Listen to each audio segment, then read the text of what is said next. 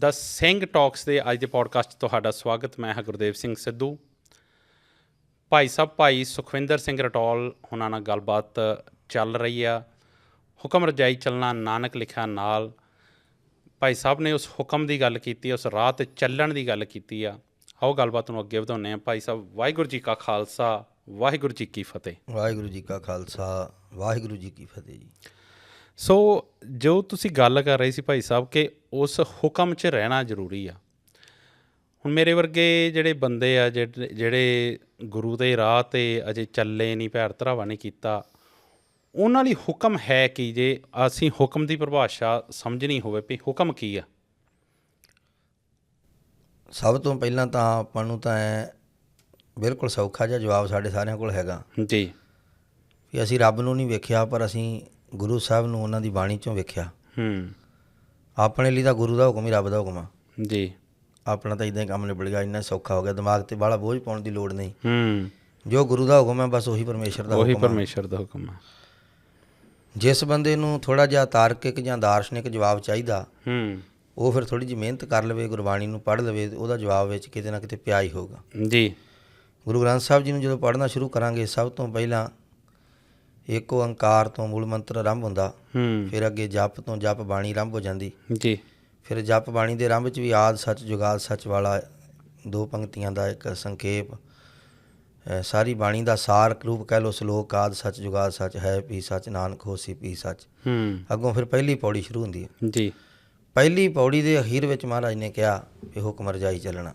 ਬਿਲਕੁਲ। ਅਤੇ ਹੁਣ ਜਦੋਂ ਕੁਦਰਤੀ ਗੱਲ ਹੈ ਵੀ ਜਦੋਂ ਹੁਕਮ ਰਜਾਈ ਚੱਲਣਾ ਦੀ ਗੱਲ ਆਊਗੀ, ਫਿਰ ਬੰਦੇ ਦਾ ਅਗਲਾ ਸਵਾਲ ਇਹ ਹੋਊਗਾ ਵੀ ਹੁਕਮ ਬਾਰੇ ਦੱਸੋ, ਉਹਦੇ ਬਾਰੇ ਵੀ ਕੁਛ ਕਹੋ। ਬਿਲਕੁਲ। ਤਾਂ ਬਾਬਾ ਜੀ ਕਹਿੰਦੇ ਹੁਕਮ ਨਾ ਕਹਿਆ ਜਾਈ, ਕਿਹਾ ਨਹੀਂ ਜਾ ਸਕਦਾ, ਕਿਹਾ ਨਹੀਂ ਜਾ ਸਕਦਾ। ਉਹਦੇ ਹਿੰਟ ਦਿੱਤੇ ਮਹਾਰਾਜ ਨੇ, ਹੁਕਮੀ ਹੋਵਨ ਜੀ ਹੁਕਮ ਮਿਲੇ ਵਡਿਆਈ, ਹੁਕਮੀ ਉਤਮ ਨਹੀਂ, ਉਹ ਸਾਰੀਆਂ ਗੱਲਾਂ ਕਹਿ ਕੇ ਫਿਰ ਅਖੀਰ 'ਤੇ ਕਿਹਾ ਵੀ ਨਾਨਕ ਹੁਕਮ ਹੈ ਜੇ ਬੁੱਝੇ। ਬਿਲਕੁਲ। ਹੁਕਮ ਬੁੱਝਣ ਦਾ ਵਿਸ਼ਾ, ਬੁੱਝਣ ਦਾ ਵਿਸ਼ਾ। ਅਤੇ ਉਹ ਜਿਹਨੇ ਬੁੱਝ ਲਿਆ, ਸਮਝ ਆ ਗਈ ਜੀ, ਉਹਦੇ ਲੱਛਣ ਇਹ ਹੋਣਗੇ ਕਿ ਤਾਂ ਹਉਮੈ ਕਹੇ ਨਾ ਕੋਏ, ਉਹ ਹਉਮੈ ਕਹਿਣੀ ਕਰਨੀ ਬੰਦ ਕਰ ਦੇਵੇਗਾ। ਹੁਣ ਸਾਨੂੰ ਪਤਾ ਵੀ ਸਾਡੀ ਹਉਮੈ ਸਾਡੇ ਰਾਹ 'ਚ ਰੋੜਾ ਸਭ ਤੋਂ ਵੱਡੀ, ਅਤੇ ਹਉਮੈ ਉਸ ਬੰਦੇ ਦੀ ਨਿਬੜ ਜਾਂਦੀ ਹੈ ਜਿਹਨੂੰ ਹੁਕਮ ਸਮਝ ਆ ਗਿਆ ਹੁੰਦਾ। ਹੁਕਮ ਜਿਹਨੂੰ ਸਮਝ ਆ ਗਿਆ, ਉਹ ਹੁਕਮ ਦੇ ਵਿੱਚ ਚੱਲਦਾ। ਹੁਕਮ ਮੰਨਿਆ ਹੋਵੇ ਪ੍ਰਵਾਨ ਤਾਂ ਖਸਮੈ ਕਾ ਮਹਿਲ ਪਾਏ ਸੀ। ਜਿਹੜੀ ਸਮਝਣ ਵਾਲੀ ਸੌਖੀ ਜੀ ਗੱਲ ਆ, ਸਿੱਧੀ ਜੀ ਗੱਲ ਆ, ਉਹ ਇਹ ਹੈ ਵੀ ਸਾਡੇ ਸਾਹਮਣੇ ਇੱਕ ਸਵਾਲ ਆ, ਕਿਵੇਂ ਸਚਿਆਰਾ ਹੋਈ ਹੈ, ਉਸ ਸਵਾਲ ਦੇ ਜਵਾਬ ਵਿੱਚ ਹੈ ਹੁਕਮ ਰਜਾਈ ਚੱਲਣਾ। ਹੁਕਮ ਨੂੰ ਸਮਝਣ ਦੀ ਲੋੜ ਤਾਂ ਹੈ ਕਿਉਂਕਿ ਆਪਾਂ ਸਚਿਆਰੇ ਹੋਣਾ। ਸਚਿਆਰੇ ਦਾ ਅਰਥ ਕੀ ਹੈ, ਇਹਦੇ 'ਚ ਸਾਰਾ ਭੇਦ ਲੁਕਿਆ ਹੋਇਆ ਜੀ। ਸਚਿਆਰੇ ਦਾ ਅਰਥ ਆਪਾਂ ਆਮ ਕਰਕੇ ਡਿਕਸ਼ਨਰੀ ਵਾਲਾ ਮੀਨਿੰਗ ਕੱਢਦੇ ਹਾਂ ਵੀ ਸੱਚਿਆਰ, ਸੱਚ ਦੇ ਪ੍ਰਕਾਸ਼ ਹੋਣ ਯੋਗ, ਸੱਚ ਦਾ ਘਰ। ਬੰਦਾ ਸਚਿਆਰਾ ਬਣਨਾ ਚਾਹੁੰਦਾ ਅਤੇ ਉਹਨੂੰ ਕੋਈ ਰਾਹ ਚਾਹੀਦਾ ਜੀ। ਇੱਥੇ 2 ਗੱਲਾਂ ਨੇ, ਇੱਕ ਤਾਂ ਸਚਿਆਰਾ ਬੰਦਾ ਬਣਨਾ ਨਹੀਂ ਚਾਹੁੰਦਾ। ਕੌਣ ਹੈ ਜਿਹੜਾ ਸਚਿਆਰਾ ਬਣਦਾ? ਤਕਰੀਬਨ ਅੱਗੇ ਤੁਸੀਂ ਪਹਿਲਾਂ ਗੱਲ ਕੀਤੀ, ਜ਼ਿਆਦਾਤਰ ਤਾਂ ਆਪਾਂ ਕੁਛ ਲੈਣ ਨੂੰ ਪਹੁੰਚੇ ਹੁੰਦੇ ਹਾਂ ਸਾਰੇ। ਬਿਲਕੁਲ। ਸਭ ਕੋ ਆਖਿਆ ਬਹੁਤ ਬਹੁਤ ਲੈਣਾ ਹੈ ਕਹਿ ਵਿਚਾਰ। ਬੰਦਾ ਤਾਂ ਕੋਈ ਨਾ ਕੋਈ ਲੈਣ ਹੀ ਆਇਆ ਹੁੰਦਾ ਰੱਬ ਕੋਲ, ਗੁਰੂ ਕੋਲੋਂ ਜੀ। ਸਚਿਆਰ ਹੋਣ ਵਾਲੀ ਗੱਲ ਤਾਂ ਕਿਸੇ ਭਾਗਾਂ ਵਾਲੇ ਦੇ ਮਨ 'ਚ ਹੁੰਦੀ ਆ, ਬਿਲਕੁਲ, ਮੈਂ ਸਚਿਆਰ ਹੋਣਾ। ਸਚਿਆਰ ਦੇ ਜਿਹੜੇ ਇਹ ਅਰਥ ਨੇ, ਇਹਦੇ ਤੋਂ ਬਿਨਾਂ ਇੱਕ ਅਰਥ ਹੋਰ ਹੈਗੇ ਨੇ, ਉਹ ਵਰਤੋਂ 'ਚ ਘੱਟ ਆਉਂਦੇ ਨੇ। ਆਮ ਕਰਕੇ ਵੇਖੋ, ਕੋਈ ਵੀ ਸ਼ਬਦ ਆ, ਉਹਦਾ ਆਖਰੀ ਮਤਲਬ ਡੂੰਘਾ ਮਤਲਬ ਕਈ ਵਾਰੀ ਹੁੰਦਾ ਜੀ, ਪਰ ਉਹ ਪ੍ਰੈਕਟੀਕਲੀ ਕਿਸੇ ਹੋਰ ਪਾਸੇ ਵਰਤਿਆ ਜਾ ਰਿਹਾ ਹੁੰਦਾ। ਜਿਵੇਂ ਭਰਮ ਸ਼ਬਦ ਆ ਜੀ। ਭਰਮ ਕਿਹਨੂੰ ਮੰਨਦੇ ਆਪਾਂ? ਭਰਮ ਸ਼ਬਦ ਆਇਆ ਭ੍ਰਮਣ ਤੋਂ। ਭ੍ਰਮਣ ਮਤਲਬ ਭਟਕਣਾ।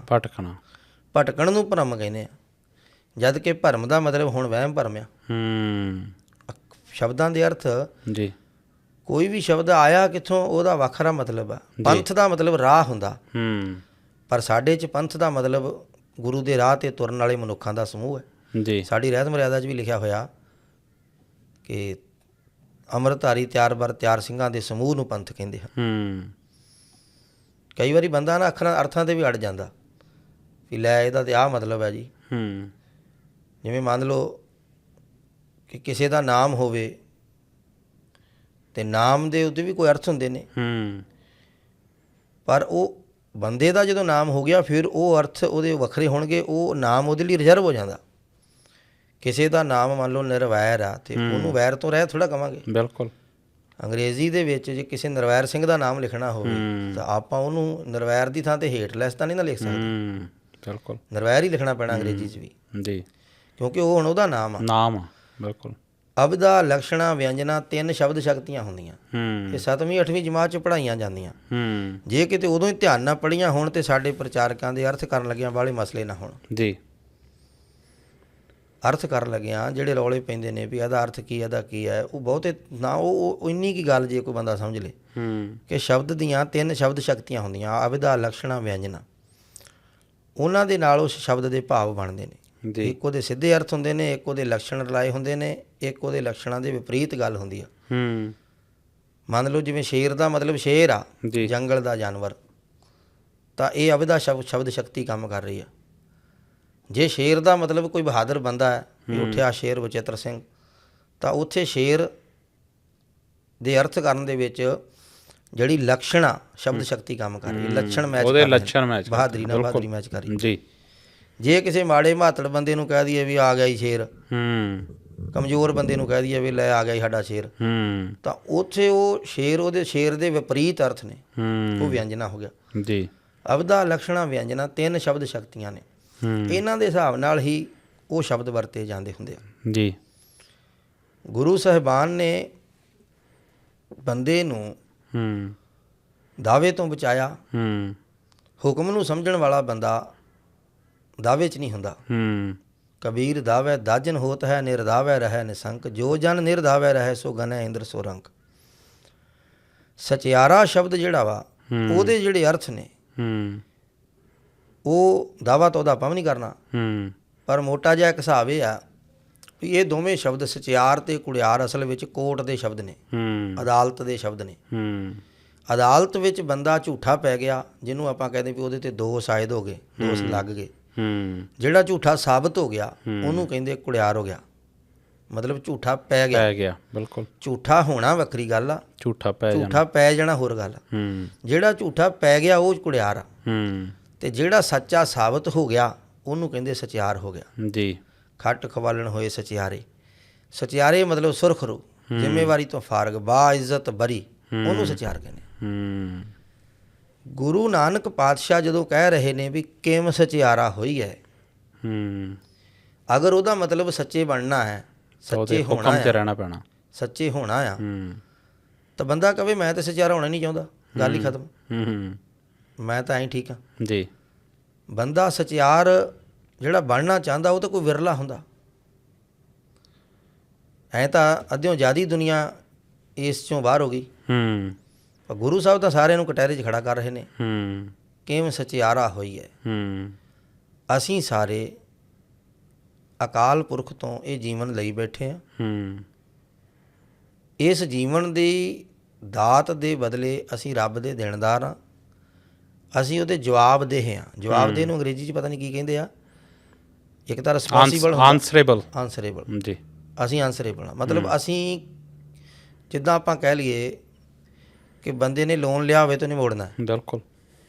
ਜਾਂ ਫਿਰ ਕਿਸੇ ਨੇ ਐਡਵਾਂਸ ਲਿਆ ਹੋਇਆ, ਮਤਲਬ ਕੈਸ਼ ਲਿਆ ਹੋਇਆ, ਤੇ ਉਹ ਕੰਮ ਕਰ ਰਿਹਾ, ਖਰਚਾ ਕਰ ਰਿਹਾ, ਤੇ ਫਿਰ ਉਹ ਆਪਣੇ ਬੌਸ ਨੂੰ ਜਿੱਤੋਂ ਵੀ ਉਹ ਪੈਸੇ ਲੈ ਕੇ ਵਰਤ ਰਿਹਾ, ਜੀ, ਸ਼ਾਹ ਨੂੰ ਉਸ ਹਿਸਾਬ ਦੇ ਮਤਲਬ ਆਨਸਰੇਬਲ, ਬਿਲਕੁਲ, ਉਹਨੂੰ ਜਵਾਬਦੇਹੀ ਕਰ, ਉਹਨੂੰ ਦੇਣੇ ਪੈਣੇ ਵਾਪਸ। ਗੁਰੂ ਨਾਨਕ ਸਾਹਿਬ ਸੱਚੇ ਪਾਤਸ਼ਾਹ ਜੀ ਗੱਲ ਹੀ ਇੱਥੋਂ ਸ਼ੁਰੂ ਕਰਦੇ ਆ ਵੀ ਸਾਨੂੰ ਰੱਬ ਨੇ ਜੀਵਨ ਦਿੱਤਾ, ਆਪਾਂ ਇੱਥੋਂ ਸਾਹ ਲਏ ਨੇ, ਆਪਾਂ ਇੱਥੋਂ ਰੋਟੀਆਂ ਖਾਧੀਆਂ, ਇਹ ਹਵਾ ਪਾਣੀ ਪਾਉਣ ਪਾਣੀ, ਇਹ ਸੋਹਣੇ ਰੱਬ ਦੇ ਦਿੱਤੇ ਜੀਵਨ ਨੂੰ ਆਪਾਂ ਮਾਣਿਆ ਵਾ, ਤੇ ਇਹਦਾ ਅਸੀਂ ਖੱਟਿਆ ਕਮਾਇਆ ਕੀ ਹੈ? ਅਸੀਂ ਪਰਮਾਤਮਾ ਦੀ ਇੱਕ ਕਚਹਿਰੀ ਵਿੱਚ, ਰੱਬੀ ਦਰਗਾਹ ਵਿੱਚ ਆਨਸਰੇਬਲ ਹਾਂ। ਅਸੀਂ ਜਵਾਬਦੇਹ ਹਾਂ। ਜਦੋਂ ਸਾਡੀ ਜਵਾਬਦੇਹੀ ਹੋਏਗੀ, ਜਦੋਂ ਦਾ ਮਤਲਬ ਮਰਨ ਤੋਂ ਬਾਅਦ ਨਹੀਂ ਆ, ਜਦੋਂ ਦਾ ਮਤਲਬ ਜਦੋਂ ਵੀ, ਭਾਵੇਂ ਹੁਣੇ ਹੋ ਜੇ, ਜਦੋਂ ਵੀ ਅਸੀਂ ਇਸ ਜ਼ਿੰਦਗੀ ਦਾ ਲੇਖਾ ਦੇਵਾਂਗੇ, ਉਦੋਂ ਅਸੀਂ ਸਚਿਆਰੇ ਹੋਵਾਂਗੇ ਕਿ ਕੁੜਿਆਰੇ ਹੋਵਾਂਗੇ। ਮਤਲਬ ਅਸੀਂ ਪ੍ਰਮਾਤਮਾ ਦੀ ਕੋਰਟ ਵਿੱਚ ਖੜੇ ਆ, ਸਾਡੇ ਤੇ ਉਹ ਕੀ ਕਹਿੰਦੇ ਹੁੰਦੇ ਜਿਊਰੀ ਉਹ ਚੱਲ ਰਹੀ ਹੈ, ਬਹਿਸ ਚੱਲ ਰਹੀ ਹੈ, ਵਿਚਾਰ ਹੋ ਰਹੀ ਆ ਜੀ, ਤੇ ਆਪਾਂ ਰੱਬ ਦੇ ਸਾਹਮਣੇ, ਵਾਹਿਗੁਰੂ ਦੇ ਸਾਹਮਣੇ, ਕਿਉਂਕਿ ਵੇਖੋ ਜਿਹੜੇ ਮੇਰੀ ਰਿਸਪੈਕਟ ਕਰਦੇ ਉਹਨਾਂ ਲਈ ਤਾਂ ਮੈਂ ਚੰਗਾ। ਕੋਈ ਵੀ ਬੰਦਾ ਮੰਨ ਲਓ ਔਰੰਗਜ਼ੇਬ ਵੀ ਆ, ਉਹ ਆਪਦੇ ਬੱਚਿਆਂ ਲਈ ਤਾਂ ਬਹੁਤ ਚੰਗਾ ਹੋਊਗਾ, ਬਿਲਕੁਲ ਬੜਾ ਵੱਡਾ ਰਾਜ ਬਣਾ ਕੇ ਦਿੱਤਾ ਉਹਨੇ। ਜਿਹੜਾ ਵੀ ਬੰਦਾ ਉਹ ਆਪਦਿਆਂ ਲਈ ਤਾਂ ਚੰਗਾ ਹੀ ਹੁੰਦਾ, ਪਰ ਬੰਦਾ ਕਿਸੇ ਸਾਂਝੀ ਧਿਰ ਨੂੰ ਜਵਾਬਦੇ ਹੋਵੇ ਨਾ, ਉਹ ਸਾਂਝੀ ਧਿਰ ਕੌਣ ਆ? ਰਾਜ ਬਦਲਦੇ ਰਹਿੰਦੇ ਆ, ਕੌਣ ਕਿਹਨੂੰ ਜਵਾਬ ਦੇਵੇ ਜੀ? ਅਕਾਲ ਪੁਰਖ ਦੀ ਹਕੂਮਤ ਸਦਾ ਹੀ ਆ। ਬੰਦਾ ਅਕਾਲ ਪੁਰਖ ਨੂੰ ਜਵਾਬਦੇ ਹੋਵੇ, ਵਾਹਿਗੁਰੂ ਨੂੰ, ਪਰਮੇਸ਼ਰ ਨੂੰ, ਨਿਰਾਕਾਰ ਨੂੰ, ਦੁਨੀਆ ਦੇ ਸਿਰਜਣਹਾਰੇ ਨੂੰ ਬੰਦਾ ਜਵਾਬਦੇ ਹੋਵੇ, ਆਨਸਰੇਬਲ ਹੋਵੇ। ਉਹ ਜਿਹੜਾ ਜਵਾਬਦੇ ਬੰਦਾ ਉਹ ਉਹਦੇ ਸਾਹਮਣੇ ਸਚਿਆਰਾ ਹੋਵੇ, ਸਾਬਤ ਹੋਵੇ ਵੀ ਹਾਂ ਬਿਲਕੁਲ ਇਹ ਬੰਦੇ ਨੇ ਠੀਕ ਆਪਣੀ ਜ਼ਿੰਦਗੀ ਦੀ ਸਹੀ ਵਰਤੋਂ ਕੀਤੀ ਹੈ, ਉਹ ਸਚਿਆਰਾ ਹੈ। ਤੇ ਜਿਹੜਾ ਉਦੋਂ ਫਸ ਗਿਆ ਉੱਥੇ, ਉਹ ਕੁੜਿਆਰਾ ਹੈ। ਔਰ ਰੱਬ ਦੀ ਕੋਟ ਕੋਈ ਮਰਨ ਤੋਂ ਬਾਅਦ ਨਹੀਂ ਲੱਗਣੀ, ਰੱਬ ਦੀ ਕੋਟ ਹੁਣੇ ਲੱਗੀ ਆ। ਇਹ ਘਰ ਕਰੇ ਸੋ ਇਹ ਘਰ ਪਾਏ, ਕੋਈ ਨਾ ਪਕੜੀਆ ਕਿਸੇ ਥਾਂ। ਸਤਜੁਗ ਕਾ ਅਨਿਆਏ ਸੁਣ, ਇੱਕ ਫੇੜੇ ਸਭ ਜਗਤ ਮਰਾਵੈ। ਤ੍ਰੇਤੇ ਨਗਰੀ ਪੀੜੀਐ, ਦੁਆਪਰ ਵੰਸ ਕੁਵੰਸ ਕੁਹਾਵੈ। ਕਲਯੁਗ ਜੋ ਫੇੜੇ ਸੋ ਪਾਵੈ। ਕਹਿੰਦੇ ਸਤਜੁਗ 'ਚ ਇੱਕ ਗਲਤੀ ਕਰੇ ਤੇ ਸਜ਼ਾ ਸਾਰੀ ਦੁਨੀਆ ਨੂੰ, ਤ੍ਰੇਤੇ 'ਚ ਇੱਕ ਬੰਦਾ ਗਲਤੀ ਕਰੇ ਤੇ ਸਜ਼ਾ ਸਾਰੇ ਨਗਰ ਨੂੰ, ਦੁਆਪਰ 'ਚ ਗਲਤੀ ਕੋਈ ਇੱਕ ਕਰੇ ਤੇ ਸਜ਼ਾ ਇੱਕ ਟੱਬਰ ਨੂੰ ਪੂਰੇ ਨੂੰ, ਤੇ ਕਲਯੁਗ ਕਹਿੰਦੇ ਜੋ ਫੇੜੇ ਸੋ ਪਾਵੇ। ਤੇ ਕਹਿੰਦੇ ਫਿਰ ਇਸ ਹਿਸਾਬ ਨਾਲ ਤਾਂ ਸਾਨੂੰ ਕਲਯੁਗ ਹੀ ਚੰਗਾ, ਵੀ ਘੱਟੋ ਘੱਟ ਦੂਜਿਆਂ ਦੀ ਤਾਂ ਨਾ ਆਪ ਦੇ ਤਾਂ ਬੰਦਾ ਜਵਾਬ ਦੇ ਸਕਦਾ। ਮਹਾਰਾਜ ਕਹਿੰਦੇ ਇਨਸਾਨ ਦੇ ਜਿਹੜੇ ਕਰਮ ਨੇ, ਕੰਮ ਨੇ, ਉਹਨਾਂ ਨੂੰ ਕੌਣ ਕੰਟਰੋਲ ਕਰਦਾ? ਬੰਦੇ ਦੇ ਤਾਂ ਪੂਰਬ ਲੋਕ੍ਰਿਤ ਕਰਮ ਨਾ ਮਿਟੈਰੀ ਕਰ ਗਏ ਹਨ, ਜਾਂ ਪਿਆ ਕਿਰਤ ਨਾ ਮੇਟੈ ਕੋਈ। ਕਿੰਨਾ ਕੁਛ ਆ ਜਿੱਥੇ ਆਪਾਂ ਮਤਲਬ ਬੋਲਣਾ ਚਾਹੁੰਦੇ ਹਾਂ ਤੇ ਚੁੱਪ ਰਹਿ ਜਾਈਦਾ। ਬਿਲਕੁਲ, ਕਈ ਵਾਰੀ ਚੁੱਪ ਰਹਿਣਾ ਚਾਹੁੰਦੇ ਤੇ ਬੋਲ ਹੋ ਜਾਂਦਾ। ਆਪਣਾ ਕਿੰਨਾ ਕੁ ਕੰਟਰੋਲ ਆ? ਆਖਣ ਜ਼ੋਰ, ਚੁੱਪਿਆ ਨਾ ਜ਼ੋਰ, ਜ਼ੋਰ ਨਾ ਮੰਗਣ ਦੇਣ ਦਾ ਜ਼ੋਰ, ਜ਼ੋਰ ਨਾ ਜੀਵਨ ਮਰਨ ਦਾ ਜ਼ੋਰ, ਜ਼ੋਰ ਨਾ ਰਾਜ ਮਾਲ ਮਨ ਸ਼ੋਰ, ਜ਼ੋਰ ਨਾ ਸੁਰਤੀ ਗਿਆਨ ਵਿਚਾਰ, ਜ਼ੋਰ ਨਾ ਜੁਗਤੀ ਛੁੱਟੈ ਸੰਸਾਰ। ਬਿਲਕੁਲ। ਇੱਕ ਤਾਂ ਵੀਡੀਓ ਆਈ ਤੇਰੇ ਕੋਈ ਗੁਰਮੁਖ ਪਿਆਰੇ ਕਹਿ ਰਹੇ ਵੀ ਸਿਮਰਨ ਤੇ ਜ਼ੋਰ ਦਿਓ, ਸਿਮਰਨ ਤੇ ਜ਼ੋਰ ਦਿਓ। ਮੈਨੂੰ ਆਹ ਪ੍ਰਮਾਣ ਚੇਤੇ ਆ ਗਿਆ ਵੀ ਇਹ ਜ਼ੋਰ ਵਾਲਾ ਕੰਮ ਤਾਂ ਹੈ ਹੀ ਨਹੀਂ। ਇੱਥੇ ਜ਼ੋਰ ਤਾਂ ਚੱਲਦਾ ਹੀ ਨਹੀਂ, ਇੱਥੇ ਤਾਂ ਜ਼ੋਰ ਛੱਡ ਦੇ ਬੰਦਾ। ਅੰਤਰ ਕਾ ਜ਼ੋਰ ਛੱਡ ਤੂੰ। ਬੰਦੇ ਨੂੰ ਜ਼ੋਰ ਆਪਣਾ ਕਹਿੰਦੇ ਨੇ ਸੇਖਾ, ਅੰਦਰੋਂ ਜ਼ੋਰ ਛੱਡ ਤੂੰ, ਭਉ ਕਰ ਝੱਲ ਗਵਾਏ। ਸਮਝਣ ਵਾਲੀ ਸਿਰਫ ਇੰਨੀ ਜੀ, ਸਮਝਣ ਵਾਲੀ ਗੱਲ ਸਿਰਫ ਇੰਨੀ ਆ, ਕਿਮ ਸਚਿਆਰਾ ਹੋਈ ਹੈ ਪਰਮਾਤਮਾ ਦੀ ਕਚਹਿਰੀ ਵਿੱਚ, ਰੱਬ ਦੀ ਕੋਰਟ ਵਿੱਚ ਆਪਾਂ ਸਚਿਆਰੇ ਕਿਵੇਂ ਹੋਈਏ। ਇਹ ਸਾਰਾ ਕੁਝ ਆਪਾਂ ਜਦੋਂ ਮਰਨ ਤੋਂ ਬਾਅਦ ਤੇ ਲੈ ਜਾਂਦੇ ਆ ਨਾ, ਤੇ ਸਾਨੂੰ ਗੁਰੂ ਦੀ ਗੱਲ ਦਾ ਹੁਣ ਲਾਭ ਫਿਰ ਘੱਟ ਮਿਲਦਾ, ਜਾਂ ਕਹਿ ਲਓ ਵੀ ਸਾਨੂੰ ਆਲਸੀ ਹੋਣ ਦਾ ਰਾਹ ਮਿਲ ਜਾਂਦਾ। ਤੁਸੀਂ ਹੁਣੇ ਵੇਖੋ, ਕੋਈ ਬੰਦਾ ਉਹਨੇ ਰੱਜ ਕੇ ਜ਼ੁਲਮ ਕੀਤੇ, ਪਾਪ ਕੀਤੇ ਜੀ, ਉਹ ਸਰਕਾਰ ਵੱਲੋਂ ਬਰੀ ਆ, ਸਰਕਾਰ ਵੱਲੋਂ ਉਹਨੂੰ ਹੋਰ ਕੁਰਸੀਆਂ ਮਿਲ ਗਈਆਂ। ਉੱਥੇ ਤਾਂ ਉਹ ਝੂਠ ਸੱਚਾ ਸਾਬਤ ਹੋ ਗਿਆ ਵੀ ਹਾਂ ਬਚ ਕੇ ਬਾਇਜ਼ਤ ਬਰੀ ਆ ਜੀ, ਇੱਥੇ ਤਾਂ ਕੋਈ ਇਹਨੇ ਕੁਛ ਵੀ ਨਹੀਂ ਕੀਤਾ ਜੀ। ਪਰ ਰੱਬ ਦੀ ਕਚਹਿਰੀ 'ਚ ਉਹ ਬੰਦਾ ਝੂਠਾ ਪਿਆ ਹੈ। ਰੱਬ ਵੀ ਇੱਥੇ ਹੀ ਆ, ਰੱਬ ਦੀ ਕਚਹਿਰੀ ਵੀ ਇੱਥੇ ਹੀ ਆ, ਔਰ ਫੈਸਲਾ ਹੋ ਚੁੱਕਾ ਵੀ ਉਹ ਬੰਦਾ ਝੂਠਾ ਹੀ ਆ, ਉੜਿਆਰ ਹੈ ਉਹ। ਅਸੀਂ ਜੱਜਮੈਂਟ ਕਰਦੇ ਹਾਂ ਪੈਸਿਆਂ ਤੋਂ, ਲਗਜ਼ਰੀ ਤੋਂ, ਕੋਠੀਆਂ ਕਾਰਾਂ ਤੋਂ, ਬੰਦੇ ਦੀ ਐਸ਼ ਪਰ। ਅਸੀਂ ਮਾਇਆਧਾਰੀ ਜੀਵ ਹਾਂ, ਅਸੀਂ ਮਾਇਆ ਦੇ ਸੁੱਖਾਂ ਤੋਂ ਹੀ ਹਿਸਾਬ ਲਾਉਂਦੇ ਹਾਂ ਵੀ ਉਹ ਬੰਦਾ ਨਜ਼ਾਰੇ ਲੈਂਦਾ। ਗੁਰੂ ਸਾਹਿਬ ਕਹਿੰਦੇ ਨੇ ਵੀ ਗੰਦਗੀ ਦਾ ਕੀੜਾ ਗੰਦਗੀ ਖਾ ਰਿਹਾ, ਉਹਦੇ ਆਲੇ ਦੁਆਲੇ ਗੰਦਗੀ ਦਾ ਢੇਰ ਹੈ ਜੀ, ਇਹਨੂੰ ਕੀ ਪ੍ਰਾਪਤੀ ਮੰਨੀਏ? ਵਿਸ਼ਟਾ ਕੇ ਕੀੜੇ ਪਵੇਂ ਵਿੱਚ ਵਿਸ਼ਟਾ, ਫਿਰ ਵਿਸ਼ਟਾ ਮੈਂ ਪਛਾਵਣਿਆ। ਉਹ ਤਾਂ ਉੱਦਾਂ ਹੀ ਆ ਸਾਡੇ ਲਈ, ਕਿਉਂਕਿ ਉਹ ਚੀਜ਼ਾਂ ਵੱਡੀਆਂ ਵਾ, ਪੈਸਾ, ਰੁਤਬਾ, ਕੁਰਸੀ, ਮਾਣ, ਵਡਿਆਈ, ਸਾਡੇ ਲਈ ਉਹ ਚੀਜ਼ਾਂ ਵੱਡੀਆਂ। ਨਹੀਂ ਤਾਂ ਗੁਰੂ ਕਾ ਸਿੱਖ ਤਾਂ ਪਿੰਜਰੇ 'ਚ ਬੈਠਾ ਵੀ ਜਕਾਰੇ ਲਾਈ ਜਾਂਦਾ ਜੀ। ਅਸੀਂ ਮਾਨਸਿਕ ਤੌਰ 'ਤੇ ਓਨੇ ਮਜ਼ਬੂਤ ਨਹੀਂ ਆ, ਤਾਂ ਕਰਕੇ ਸਾਨੂੰ ਐਂ ਲੱਗਦਾ ਕਿ ਇਹ ਬੰਦਾ ਤਾਂ ਬੜੇ ਨਜ਼ਾਰੇ ਲੈ ਰਿਹਾ, ਜਦ ਕਿ ਗੁਰੂ ਸਾਹਿਬ ਜੀ ਸਾਫ਼ ਸਪਸ਼ਟ ਕਹਿੰਦੇ ਨੇ ਵੀ ਇੱਕ ਗੰਦਗੀ ਦਾ ਕੀੜਾ ਗੰਦਗੀ ਦੇ ਢੇਰ ਨੂੰ ਮਾਲਕੀਅਤ ਬਣਾ ਕੇ ਤੇ ਬੜੇ ਬੈਠਾ ਹੈ, ਤਾਂ ਉਹਨੂੰ ਤੁਸੀਂ ਕਿਉਂ ਵੱਡਾ? ਕੌਣ ਵੱਡਾ? ਮਾਇਆ ਵਡਿਆਈ। ਅਸੀਂ ਮਾਇਆ ਦੀ ਵਡਿਆਈ ਨਾਲ ਬੰਦੇ ਨੂੰ ਵੱਡਾ ਮੰਨ ਲੈਂਦੇ, ਉਹ ਨਹੀਂ ਮੰਨਦੇ। ਉਹ ਕਹਿੰਦੇ ਉਹ ਕੁਛ ਵੀ ਨਹੀਂ ਹੈ, ਉਹ ਤਾਂ ਬੰਦਾ ਖਸਮੈ ਨਦਰੀ ਕੀੜਾ ਆਵੇ ਜੇ ਤੇ ਚੁਗੇ ਦਾਣੇ, ਜੇ ਕੋ ਨਾਉ ਧਰਾਏ ਵੱਡਾ ਸਾਧ ਕਰੇ ਮਨ ਪਾਣੇ। ਅਕਾਲ ਪੁਰਖ ਦੀ ਕਚਹਿਰੀ ਵਿੱਚ ਅਕਾਲ ਪੁਰਖ ਸਾਰਿਆਂ ਜੀਵਾਂ ਦੇ ਵਿੱਚ ਵਸਦਾ ਜੀ, ਔਰ ਕਿਸੇ ਦਾ ਵੀ ਕੋਈ ਕਰਮ ਲੁਕਿਆ ਨਹੀਂ ਹੋਇਆ। ਤੁਸੀਂ ਆਮ ਕਰਕੇ ਵੇਖੋ, ਮਤਲਬ ਇਹ ਕਿ ਹਰ ਬੰਦਾ ਆਪਣੀ ਚੰਗਿਆਈ ਨੂੰ ਦਿਖਾਉਂਦਾ ਅਤੇ ਬੁਰਾਈ ਨੂੰ ਲੁਕਾਉਂਦਾ। ਹਰ ਬੰਦੇ ਨੇ ਆਪਦੀ ਬੁਰਾਈ ਛੁਪਾਈ ਹੋਈ ਆ ਅਤੇ ਚੰਗਿਆਈ ਦਿਖਾਈ ਹੋਈ ਆ ਜੀ। ਅਤੇ ਇਹ ਹਿਸਾਬ ਨਾਲ ਤਾਂ ਫਿਰ ਦੁਨੀਆ ਬਹੁਤ ਚੰਗੀ ਦਿਖਣੀ ਚਾਹੀਦੀ, ਦਿਖਦੀ ਤਾਂ ਹੈ ਨਹੀਂ।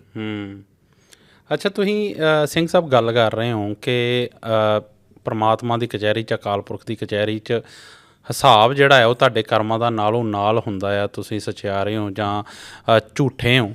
ਪਰ ਬਾਣੀ 'ਚ ਲਿਖਿਆ ਹੋਇਆ ਹੁਕਮੇ ਅੰਦਰ ਸਭ ਕੋ ਬਾਹਰ ਹੁਕਮ ਨਾ ਕੋਏ। ਜੇ ਸਭ ਕੁਛ ਹੀ ਉਹਦੇ ਹੁਕਮ ਨਾਲ ਚੱਲ ਰਿਹਾ, ਪੱਤਾ ਵੀ ਨਹੀਂ ਉਹਦੇ ਹੁਕਮ ਤੋਂ ਬਿਨਾਂ ਚੱਲਦਾ, ਫਿਰ ਬੰਦੇ ਦੇ ਜਿਹੜੇ ਕਰਮ ਆ ਉਹ ਚੰਗੇ ਮਾੜੇ ਉਹ ਬੰਦੇ ਦੇ ਕਿਵੇਂ? ਉਹ ਵੀ ਤਾਂ ਉਹਦੇ ਹੁਕਮ 'ਚ ਹੀ ਚੱਲ ਰਹੇ ਆ। ਬਿਲਕੁਲ ਜੀ। ਇਹ ਸਵਾਲ ਹੁਣ ਅੱਜ ਦੇ ਯੁੱਗ 'ਚ ਜਦੋਂ ਕਹਿ ਲਓ ਵੀ ਆਸਤਿਕਤਾ ਅਤੇ ਨਾਸਤਿਕਤਾ ਦੀ ਇੱਕ ਕਹਿ ਲਓ ਬਹਿਸ ਛਿੜਦੀ ਆ, ਧਰਮ ਹੋਣਾ ਚਾਹੀਦਾ ਕਿ ਨਹੀਂ ਹੋਣਾ ਚਾਹੀਦਾ, ਇਸ ਮੌਕੇ ਦਾ ਇਹ ਸਭ ਤੋਂ ਮੁੱਖ ਸਵਾਲ ਹੀ ਇਹ ਆ ਕਿ ਜੇ ਸਾਰਾ ਕੁਝ ਹੀ ਹੁਕਮ 'ਚ ਆ ਤਾਂ ਫਿਰ ਮੈਂ ਗਲਤ ਕਿਵੇਂ, ਜ਼ਿੰਮੇਵਾਰ ਕਿਵੇਂ ਹੋਇਆ? ਬਿਲਕੁਲ। ਇਹਦੇ 'ਚ ਸਾਡੀ ਅਗਵਾਈ ਬਾਣੀ ਕਰਦੀ ਆ ਇੱਦਾਂ, ਗੁਰਬਾਣੀ ਕਹਿੰਦੀ ਵੀ ਇਹ ਜੀਵਨ ਇੱਕ ਖੇਡ ਆ। ਖੇਡ ਦੇ ਕੁਝ ਅਸੂਲ ਹੁੰਦੇ ਆ ਜੀ। ਆਪਾਂ ਸੜਕ 'ਤੇ ਗੱਡੀ ਚਲਾਉਂਦੇ ਆ, ਸਾਡੀ ਗੱਡੀ ਮਾੜੀ ਮੋਟੀ ਵੀ ਗਲਤ ਚਲੀ ਜੇ, ਮੰਨ ਲਓ ਆਪਾਂ ਕੋਈ ਚੌਂਕ ਤੋਂ ਮੁੜਨਾ ਸੀ, ਆਪਾਂ ਨਹੀਂ ਮੁੜੇ, ਆਪਾਂ ਉੱਥੋਂ ਪਿਛਾਂਹ ਨਹੀਂ ਆ ਸਕਦੇ। ਇੱਕ ਰੂਲ ਬਣਿਆ ਹੋਇਆ ਵੀ ਹੁਣ ਤੂੰ ਘੁੰਮ ਕੇ ਆ ਭਾਈ, ਅੱਗੋਂ ਯੂ ਟਰਨ ਲੈ ਕੇ ਆ, ਇੱਥੋਂ ਨਹੀਂ ਤੂੰ ਮੁੜ ਸਕਦਾ। ਇਹ ਗਲਤ ਆ। ਪਰਮਾਤਮਾ ਨੇ ਬੰਦੇ ਨੂੰ ਕਰਮ ਕਰਨ ਲਈ ਭੇਜਿਆ ਜੀ। ਜਿਹੜਾ ਕਰਮ ਕਰੂ ਉਹ ਗਲਤੀ ਵੀ ਕਰੂ। ਕਰਮ ਕਰਨ ਵਾਲਾ ਗਲਤੀ ਕਰੂਗਾ ਨਾ। ਬੰਦੇ ਦੇ ਲਈ ਇਹ ਜੀਵਨ ਇੱਕ ਇਮਤਿਹਾਨ ਆ, ਇੱਕ ਚੈਲੰਜ ਆ, ਇੱਕ ਖੇਡ ਆ। ਜਿਵੇਂ ਖੇਡ ਦੇ ਵਿੱਚ ਗੋਲ ਕਰਨਾ ਹੁੰਦਾ। ਫੁੱਟਬਾਲ ਦੀਆਂ ਦੋ ਟੀਮਾਂ ਹੋਣ, ਜੋ ਬਹਿ ਕੇ ਫੈਸਲਾ ਕਰ ਲੈਣ ਵੀ ਕੀ ਫਾਇਦਾ ਫੁੱਟਬਾਲ ਨੂੰ ਆਪਾਂ ਕਦੀ ਇੱਧਰ ਲੈ ਕੇ ਜਾਣਾ, ਕਦੀ ਇੱਧਰ ਲੈ ਕੇ ਜਾਣਾ, ਦਫਾ ਕਰੋ ਕਿਹੜੇ ਚੱਕਰ 'ਚ ਪਏ, ਆਰਾਮ ਨਾਲ ਬਹਿ ਕੇ ਆਪਾਂ ਪਾਰਟੀ ਕਰਦੇ ਹਾਂ। ਬਿਲਕੁਲ। ਤਾਂ ਗੇਮ ਤਾਂ ਉੱਥੇ ਖਤਮ ਹੋ ਗਈ। ਇਹ ਸ੍ਰਿਸ਼ਟੀ ਇੱਕ ਖੇਡ ਆ ਅਤੇ ਖੇਡ ਹਮੇਸ਼ਾ ਦੋ ਟੀਮਾਂ ਨਾਲ ਚੱਲਦੀ ਹੈ। ਆਪੇ ਛਿੰਝ ਪਵਾਏ ਮੱਲਾ ਖਾੜਾ ਰਚਿਆ, ਲੱਥੇ ਪੜਥੂ ਪਾਏ ਗੁਰਮੁਖ ਮਚਿਆ, ਮਨਮੁਖ ਮਾਰੇ ਪਛਾੜ ਮੂਰਖ ਕੱਚਿਆ, ਆਪ ਭਿੜੇ ਮਾਰੇ ਆਪ ਕਾਰਜ ਰਚਿਆ। ਵਾਹਿਗੁਰੂ। ਹੁਣ ਖੇਡ ਤਾਂ ਹੀ ਕੇ ਸਿਰੇ ਲੱਗਦੀ ਹੈ ਵੀ ਜੇ ਟੀਮਾਂ ਦੋ ਹੋਣ। ਇਕੱਲੀ ਟੀਮ ਤਾਂ ਜਾਂਦੇ ਹੀ ਫਸਟ ਆ। ਬਲੈਕ ਬੋਰਡ ਕਾਲਾ ਆ ਅਤੇ ਚੌਕ ਦੇ ਚਿੱਟੇ ਅੱਖਰ ਦਿਖਦੇ ਆ। ਬਿਲਕੁਲ। ਜੇ ਉਹ ਵੀ ਚਿੱਟਾ ਹੀ, ਕੰਧ 'ਤੇ ਰੰਗ ਵੀ ਚਿੱਟਾ ਹੋਵੇ ਅਤੇ ਗਾਂ ਚੌਕ ਵੀ ਚਿੱਟਾ ਹੀ ਆ, ਤਾਂ ਫਿਰ ਦਿਖਣਾ ਹੀ ਕੱਖ ਨਹੀਂ। ਜਾਂ ਦੋਨੇ ਹੀ ਕਾਲੇ ਹੋਣ ਤਾਂ ਵੀ ਨਹੀਂ ਦਿਖਣਾ। ਹੁਣ ਇਹ ਸ੍ਰਿਸ਼ਟੀ ਰੱਬ ਨੇ ਸੰਸਾਰ ਰਚਿਆ ਹੀ ਦੋਵਾਂ ਵਿੱਚ ਆ। ਸੰਸਾਰ ਦੀ ਰਚਨਾ ਹੀ ਦੋ 'ਚ ਹੋਈ ਆ। ਦੁੱਖ ਸੁੱਖ ਪਾਪ ਪੁੰਨ ਊਚ ਨੀਚ ਵੱਡਾ ਛੋਟਾ ਜੰਮਣਾ ਮਰਨਾ ਆਵਾ ਗਾਉਣ। ਇਹ ਤਾਂ ਮਾਲਕ ਦੀ ਖੇਡ, ਇਹ ਤਾਂ ਬਣਾਉਣ ਵਾਲਾ ਹੀ ਜਾਣੇ, ਉਹਦਾ ਹੀ ਸਵਾਲ ਆ ਜੀ। ਸਾਡੇ ਲਈ ਇਹ ਹੈ ਵੀ ਸਾਡਾ ਮਕਸਦ, ਸਾਡਾ ਜੀਵਨ ਜਿਹੜਾ ਵਾ, ਅਸੀਂ ਤਾਂ ਆਪਣੇ ਜੀਵਨ ਦੇ ਪ੍ਰਤੀ ਜਵਾਬਦੇਹ ਹੈਗੇ ਹਾਂ। ਜੋ ਅਸੀਂ ਲਿਆ ਅਸੀਂ ਉਹਦੇ ਪ੍ਰਤੀ ਜਵਾਬਦੇਹ ਹਾਂ। ਪਰਮਾਤਮਾ ਦੇ ਹੁਕਮ ਵਿੱਚ ਸਾਰਾ ਕੁਝ ਹੈ, ਬਿਲਕੁਲ ਸਹੀ ਆ। ਇੱਥੇ ਇੱਕ ਤਾਂ ਉਹ ਚੁਟਕਲਾ ਜਿਹਾ ਕੱਲ੍ਹ ਛੋਟੀ ਜਿਹੀ ਗੱਲ ਬਣਾ ਕੇ ਸੁਣਾ ਦਿੰਦੇ ਨੇ ਵੀ ਚੋਰ ਨੇ ਜੱਜ ਨੂੰ ਕਿਹਾ ਜੀ ਚੋਰੀ ਰੱਬ ਨੇ ਕਰਾਈ। ਜੱਜ ਨੇ ਸਜ਼ਾ ਡਬਲ ਕਰਤੀ। ਚੋਰ ਕਹਿੰਦਾ ਜੀ ਇਹ ਕੀ? ਕਹਿੰਦਾ ਇਹ ਵੀ ਰੱਬ ਨੇ ਕਰਾਈ। ਜੀ। ਇਹ ਦੋ ਬੰਨੇ ਲੱਗ ਜਾਂਦੇ। ਇੱਕ ਜਾਂ ਉਦਾਹਰਣ ਆਪਾਂ ਥੋੜ੍ਹੀ ਜਿਹੀ ਐਂ ਸਮਝ ਲਈਏ ਜੀ ਵੀ ਆ ਜਿਹੜੀ ਹੈ ਉਹ ਭੇਡਾਂ ਨੂੰ ਲੈ ਕੇ ਜਾ ਰਿਹਾ ਇੱਕ ਪਿੰਡ ਤੋਂ ਦੂਜੇ ਪਿੰਡ ਤੱਕ, ਅਤੇ ਭੇਡਾਂ ਦਾ ਉਹਨੇ ਰੂਟ ਤੈਅ ਕੀਤਾ ਹੋਇਆ ਵੀ ਇੱਥੋਂ ਚੱਲਣੀਆਂ ਅਤੇ ਇੱਥੋਂ ਤੱਕ ਪਹੁੰਚਣੀਆਂ। ਪਰ ਰਸਤੇ ਦੇ ਵਿੱਚ ਉਹਦੀਆਂ ਭੇਡਾਂ 'ਚੋਂ ਮੰਨ ਲਓ ਕੋਈ ਭੇਡ ਅੱਗੇ ਲੰਘ ਗਈ, ਫਿਰ ਉਹ ਪਿੱਛੇ ਆ ਗਈ, ਫਿਰ ਉਹ ਸੱਜੇ ਹੋ ਗਈ, ਫਿਰ ਉਹ ਖੱਬੇ ਹੋ ਗਈ, ਫਿਰ ਉਹਨੇ ਕਿਸੇ ਖੇਤ ਨੂੰ ਮੂੰਹ ਮਾਰ ਲਿਆ, ਫਿਰ ਉਹਨੇ ਕਿਸੇ ਦੂਜੀ ਭੇਡ ਨਾਲ ਸਿੰਗ ਫਸਾਲੇ, ਲੜਨ ਲੱਗ ਗਈ। ਇੱਕ ਭੇਡ ਇੱਕ ਸਫ਼ਰ ਦੇ ਵਿੱਚ ਅੱਗੇ ਪਿੱਛੇ ਕਈ ਕੁਛ ਕਰ ਲੈਂਦੀ ਆ। ਤਾਂ ਜੇ ਉਹਨੂੰ ਲੱਗੇ ਵੀ ਮੈਂ ਤਾਂ ਬੜੀ ਆਜ਼ਾਦ ਹਾਂ, ਮੈਂ ਤਾਂ ਆਪਣੀ ਆਜ਼ਾਦੀ ਮਾਣ ਰਹੀ ਹਾਂ ਜੀ, ਉਹਦੀ ਇੱਕ ਮੂਵਮੈਂਟ ਤਾਂ ਉਹਦੀ ਆਪਦੀ ਮਰਜ਼ੀ ਨਾਲ ਹੋ ਰਹੀ ਆ, ਪਰ ਉਹਦੀ ਇੱਕ ਮੂਵਮੈਂਟ ਜਿਹੜੀ ਉਹ ਆਜੜੀ ਦੀ ਮਰਜ਼ੀ ਨਾਲ ਹੋ ਰਹੀ ਆ ਵੀ ਇਸ ਪਿੰਡੋਂ ਚੱਲੇ ਦੂਜੇ ਪਿੰਡ ਪਹੁੰਚ ਗਏ। ਬਿਲਕੁਲ। ਜੰਮਣ ਤੋਂ ਲੈ ਕੇ ਮਰਨ ਵੱਲ ਨੂੰ ਆਪਾਂ ਜਾ ਰਹੇ ਹਾਂ। ਆਪਣਾ ਸਰੀਰ ਜਿਹੜਾ ਦਿਨ ਬ ਦਿਨ ਰਾਤੀ ਕਾਲ ਘਟੇ ਦਿਨ ਕਾਲ ਛਿਜੈ ਕਾਇਆ ਹੋਏ ਪਰਾਲ, ਇਹ ਸਰੀਰ ਦਿਨੋਂ ਦਿਨ ਪਰਾਲੀ ਵਰਗਾ ਹੋਈ ਜਾਂਦਾ, ਗਲੀ ਜਾਂਦਾ। ਇਹ ਤਾਂ ਨਹੀਂ ਆਪਣੀ ਮਰਜ਼ੀ ਨਾਲ ਹੋ ਰਿਹਾ। ਬਿਲਕੁਲ। ਜੇ ਭੇਡ ਨੇ ਇੱਕ ਭੇਡ ਨੇ ਦੂਜੀ ਨੂੰ ਸਿੰਗ ਮਾਰਤਾ, ਸੱਜੇ ਖੱਬੇ ਭੇਡ ਹੋ ਗਈ, ਗੇੜੇ ਕੱਢ ਲਿਆ, ਐਂ ਕਰਕੇ ਖੇਤ ਨੂੰ ਪੈ ਗਈ, ਕੁਛ ਕਰ ਲਿਆ, ਉਹ ਇਸੇ ਨੂੰ ਸਮਝ ਲਏ ਵੀ ਮੈਂ ਤਾਂ ਬੜੀ ਆਜ਼ਾਦ ਹਾਂ ਜੀ, ਰੱਬ ਤਾਂ ਕਿਤੇ ਹੈ ਹੀ ਨਹੀਂ, ਆਜੜੀ ਤਾਂ ਹੈ ਹੀ ਨਹੀਂ। ਆਜੜੀ ਦਾ ਉਦੋਂ ਹੀ ਪਤਾ ਲੱਗਣਾ ਜਦੋਂ ਆਜੜੀ ਦਾ ਡੰਡਾ ਵੱਜਾ। ਬਿਲਕੁਲ। ਤੇ ਉਹ ਵੀ ਵੱਜ ਹੀ ਜਾਣਾ ਹੁੰਦਾ। ਹੂੰ ਕਹੋ ਕਬੀਰ ਤਬ ਹੀ ਨਰ ਜਾਗੈ, ਜਮ ਕਾ ਡੰਡ ਮੂੰਡ ਮੈਂ ਲਾਗੈ। ਬੰਦੇ ਨੂੰ ਅਕਾਲ ਪੁਰਖ ਨੇ ਹਉਮੈ ਲਾ ਕੇ ਭੇਜਿਆ ਹੋਇਆ, ਪਾ ਕੇ ਭੇਜਿਆ ਹੋਇਆ। ਹੂੰ ਤੇ ਹਉਮੈ ਦੇ ਮਾਰੇ ਬਿਨਾ ਉਹਨੂੰ ਕੁਝ ਸਮਝ ਨਹੀਂ ਆਉਣਾ। ਜੀ। ਹਉਮੈ ਨੂੰ ਮਾਰਨਾ ਸਮਝ ਲਓ ਇਸ ਖੇਡ ਦਾ ਹਿੱਸਾ ਆ। ਹੂੰ ਹਉਮੈ ਨੂੰ ਮਾਰਨ ਦੇ, ਹਉਮੈ ਟੁੱਟਣ ਦੇ ਦੋ ਤਰੀਕੇ ਨੇ। ਹੂੰ ਇੱਕ ਗੁਰੂ ਦੇ ਸ਼ਬਦ ਨਾਲ, ਗੁਰੂ ਦੇ ਲੜ ਲੱਗ ਕੇ, ਨਾਮ ਜਪ ਕੇ, ਪ੍ਰਮਾਤਮਾ ਨੂੰ ਧਿਆ ਕੇ ਆਪਣੀ ਹਉਮੈ ਨੂੰ ਮਾਰ ਕੇ ਜੀਣਾ। ਹੂੰ ਇੱਕ ਫਿਰ ਬੰਦੇ ਨੇ ਜਿੱਦਾਂ ਕਹਿ ਲਓ ਵੀ ਰੱਬ ਦੇ ਹੁਕਮ ਤੋਂ ਉਲਟ ਚੱਲਣਾ ਤੇ ਉਹਦੀ ਹਉਮੈ ਨੂੰ ਅੱਗੋਂ ਟਕਰਾਉਣਾ ਹੀ ਪੈਣਾ। ਹੂੰ ਹਉਮੈ ਰੱਬ ਨੇ, ਮੈਨੂੰ ਤਾਂ ਐਂ ਲੱਗਦਾ ਹੁੰਦਾ ਵੀ ਪ੍ਰਮਾਤਮਾ ਨੇ ਸਾਡੇ ਵਿੱਚ ਹਉਮੈ ਪਾਤੀ ਹੂੰ ਤੇ ਨਾਲ ਕੰਮ ਦੇਤਾ ਵੀ ਕਾਕਾ ਇਹਨੂੰ ਤੋੜ। ਹੂੰ ਕਿੱਦਾਂ? ਗੁਰੂ ਦੀ ਮਦਦ ਲੈ ਕੇ, ਗੁਰੂ ਦੀ ਸ਼ਬਦ ਦੀ ਅਗਵਾਈ 'ਚ ਲੈ ਕੇ। ਹਉਮੈ ਸ਼ਬਦ ਜਲਾਏ, ਹੂੰ ਸ਼ਬਦ ਨੂੰ ਸਿਮਰ ਕੇ, ਜਪ ਕੇ, ਧਿਆ ਕੇ, ਸ਼ਬਦ ਵਿੱਚ ਸੁਰਤ ਜੋੜ ਕੇ ਤੂੰ ਆਪਦੀ ਹਉਮੈ ਨੂੰ ਤੋੜ, ਖਤਮ ਕਰ। ਹੂੰ ਇਹ ਤੇਰਾ ਟਾਰਗੇਟ ਆ। ਹੂੰ ਵੀ ਮੈਨੂੰ ਕੀ ਮਿਲੂ? ਮਹਾਰਾਜ ਕਹਿੰਦੇ ਤੈਨੂੰ ਬੇਅੰਤ ਆਨੰਦ ਮਿਲੂ ਇਹ 'ਚ। ਹੂੰ ਅੱਛਾ, ਫਿਰ ਜੇ ਮੈਂ ਨਾ ਤੋੜਾਂ ਵੀ ਮੇਰਾ ਨਹੀਂ ਟਾਈਮ, ਜਾਂ ਮੈਨੂੰ ਹਉਮੈ ਆਪਣੀ ਪਿਆਰੀ ਬੜੀ ਆ, ਮੈਂ ਤਾਂ ਨਹੀਂ ਤੋੜਨੀ, ਹੂੰ ਮੈਨੂੰ ਆਪਣੀ ਹਉਮੈ ਬੜੀ ਪਿਆਰੀ ਆ, ਹੂੰ ਮੈਂ ਨਹੀਂ ਇਹਨੂੰ ਤੋੜਨਾ ਚਾਹੁੰਦਾ। ਹੂੰ ਕਹਿੰਦਾ ਕੋਈ ਗੱਲ ਨਹੀਂ, ਫਿਰ ਮੈਂ ਤੋੜੂ। ਹੂੰ ਫਿਰ ਰੱਬ ਬੰਦੇ ਦੀ ਹਉਮੈ ਤੋੜਦਾ। ਟੁੱਟਦੀ ਕਿ ਨਹੀਂ? ਸਭ ਦੀ ਟੁੱਟਦੀ। ਬਿਲਕੁਲ। ਮੈਂ ਕਹਿੰਦਾ ਵੀ ਮੈਂ ਬੜਾ ਗਿਆਨੀ ਆ, ਹੂੰ ਮੇਰਾ ਬੱਚਾ ਹੀ ਮੈਨੂੰ ਉੱਠ ਕੇ ਕਹੂਗਾ ਪਾਪਾ ਤੁਹਾਨੂੰ ਕੁਝ ਨਹੀਂ ਪਤਾ। ਬਿਲਕੁਲ। ਬੰਦਾ ਕਵੇ ਮੈਂ ਬੜਾ ਸੋਹਣਾ ਸੁਨੱਖਾ, ਹੂੰ ਇੱਕ ਦਿਨ ਹੱਡੀਆਂ ਦੀ ਮੁੱਠ ਬਣੂ ਕਿ ਨਹੀਂ ਬਣੂ। ਬਿਲਕੁਲ। ਬੰਦਾ ਕਵੇ ਮੇਰੇ ਜਿੰਨਾ ਕੋਈ ਤੇਜ਼ ਦੌੜ ਨਹੀਂ ਸਕਦਾ, ਹੂੰ ਇੱਕ ਦਿਨ ਪਾਣੀ ਦਾ ਗਲਾਸ ਵੀ ਫੜਨਾ ਔਖਾ ਹੋਊ ਕਿ ਨਹੀਂ ਹੋਊ। ਹੂੰ ਹਉਮੈ ਤਾਂ ਰੱਬ ਨੇ ਵੀ ਤੋੜਨੀ ਆ, ਹੂੰ ਪਰ ਜਦੋਂ ਉਹਨੇ ਤੋੜਨੀ ਉਦੋਂ ਚੀਕਾਂ ਪੈਣੀਆਂ। ਹੂੰ ਕਿਸੇ ਵੀ ਇਨਸਾਨ ਨੂੰ ਉਹਦੀ ਉਤਪੱਤੀ ਹਉਮੈ ਚੋਂ ਆ। ਹੂੰ ਜੋਗੀਆਂ ਨੇ ਪੁੱਛਿਆ ਬਾਬਾ ਕਿਤ ਕਿਤ ਬਿਦ ਜਾਗੇ ਉਪਜੈ, ਪੁਰਖਾ ਕਿਤ ਕਿਤ ਦੁੱਖ ਬਿਨ ਸਜਾਈ। ਹੂੰ ਮਹਾਰਾਜ ਕਹਿੰਦੇ ਹਉਮੈ ਵਿੱਚ ਜਾਗੇ ਉਪਜੈ, ਪੁਰਖਾ ਨਾਮ ਵਿਸਰਿਐ ਦੁੱਖ ਪਾਈ।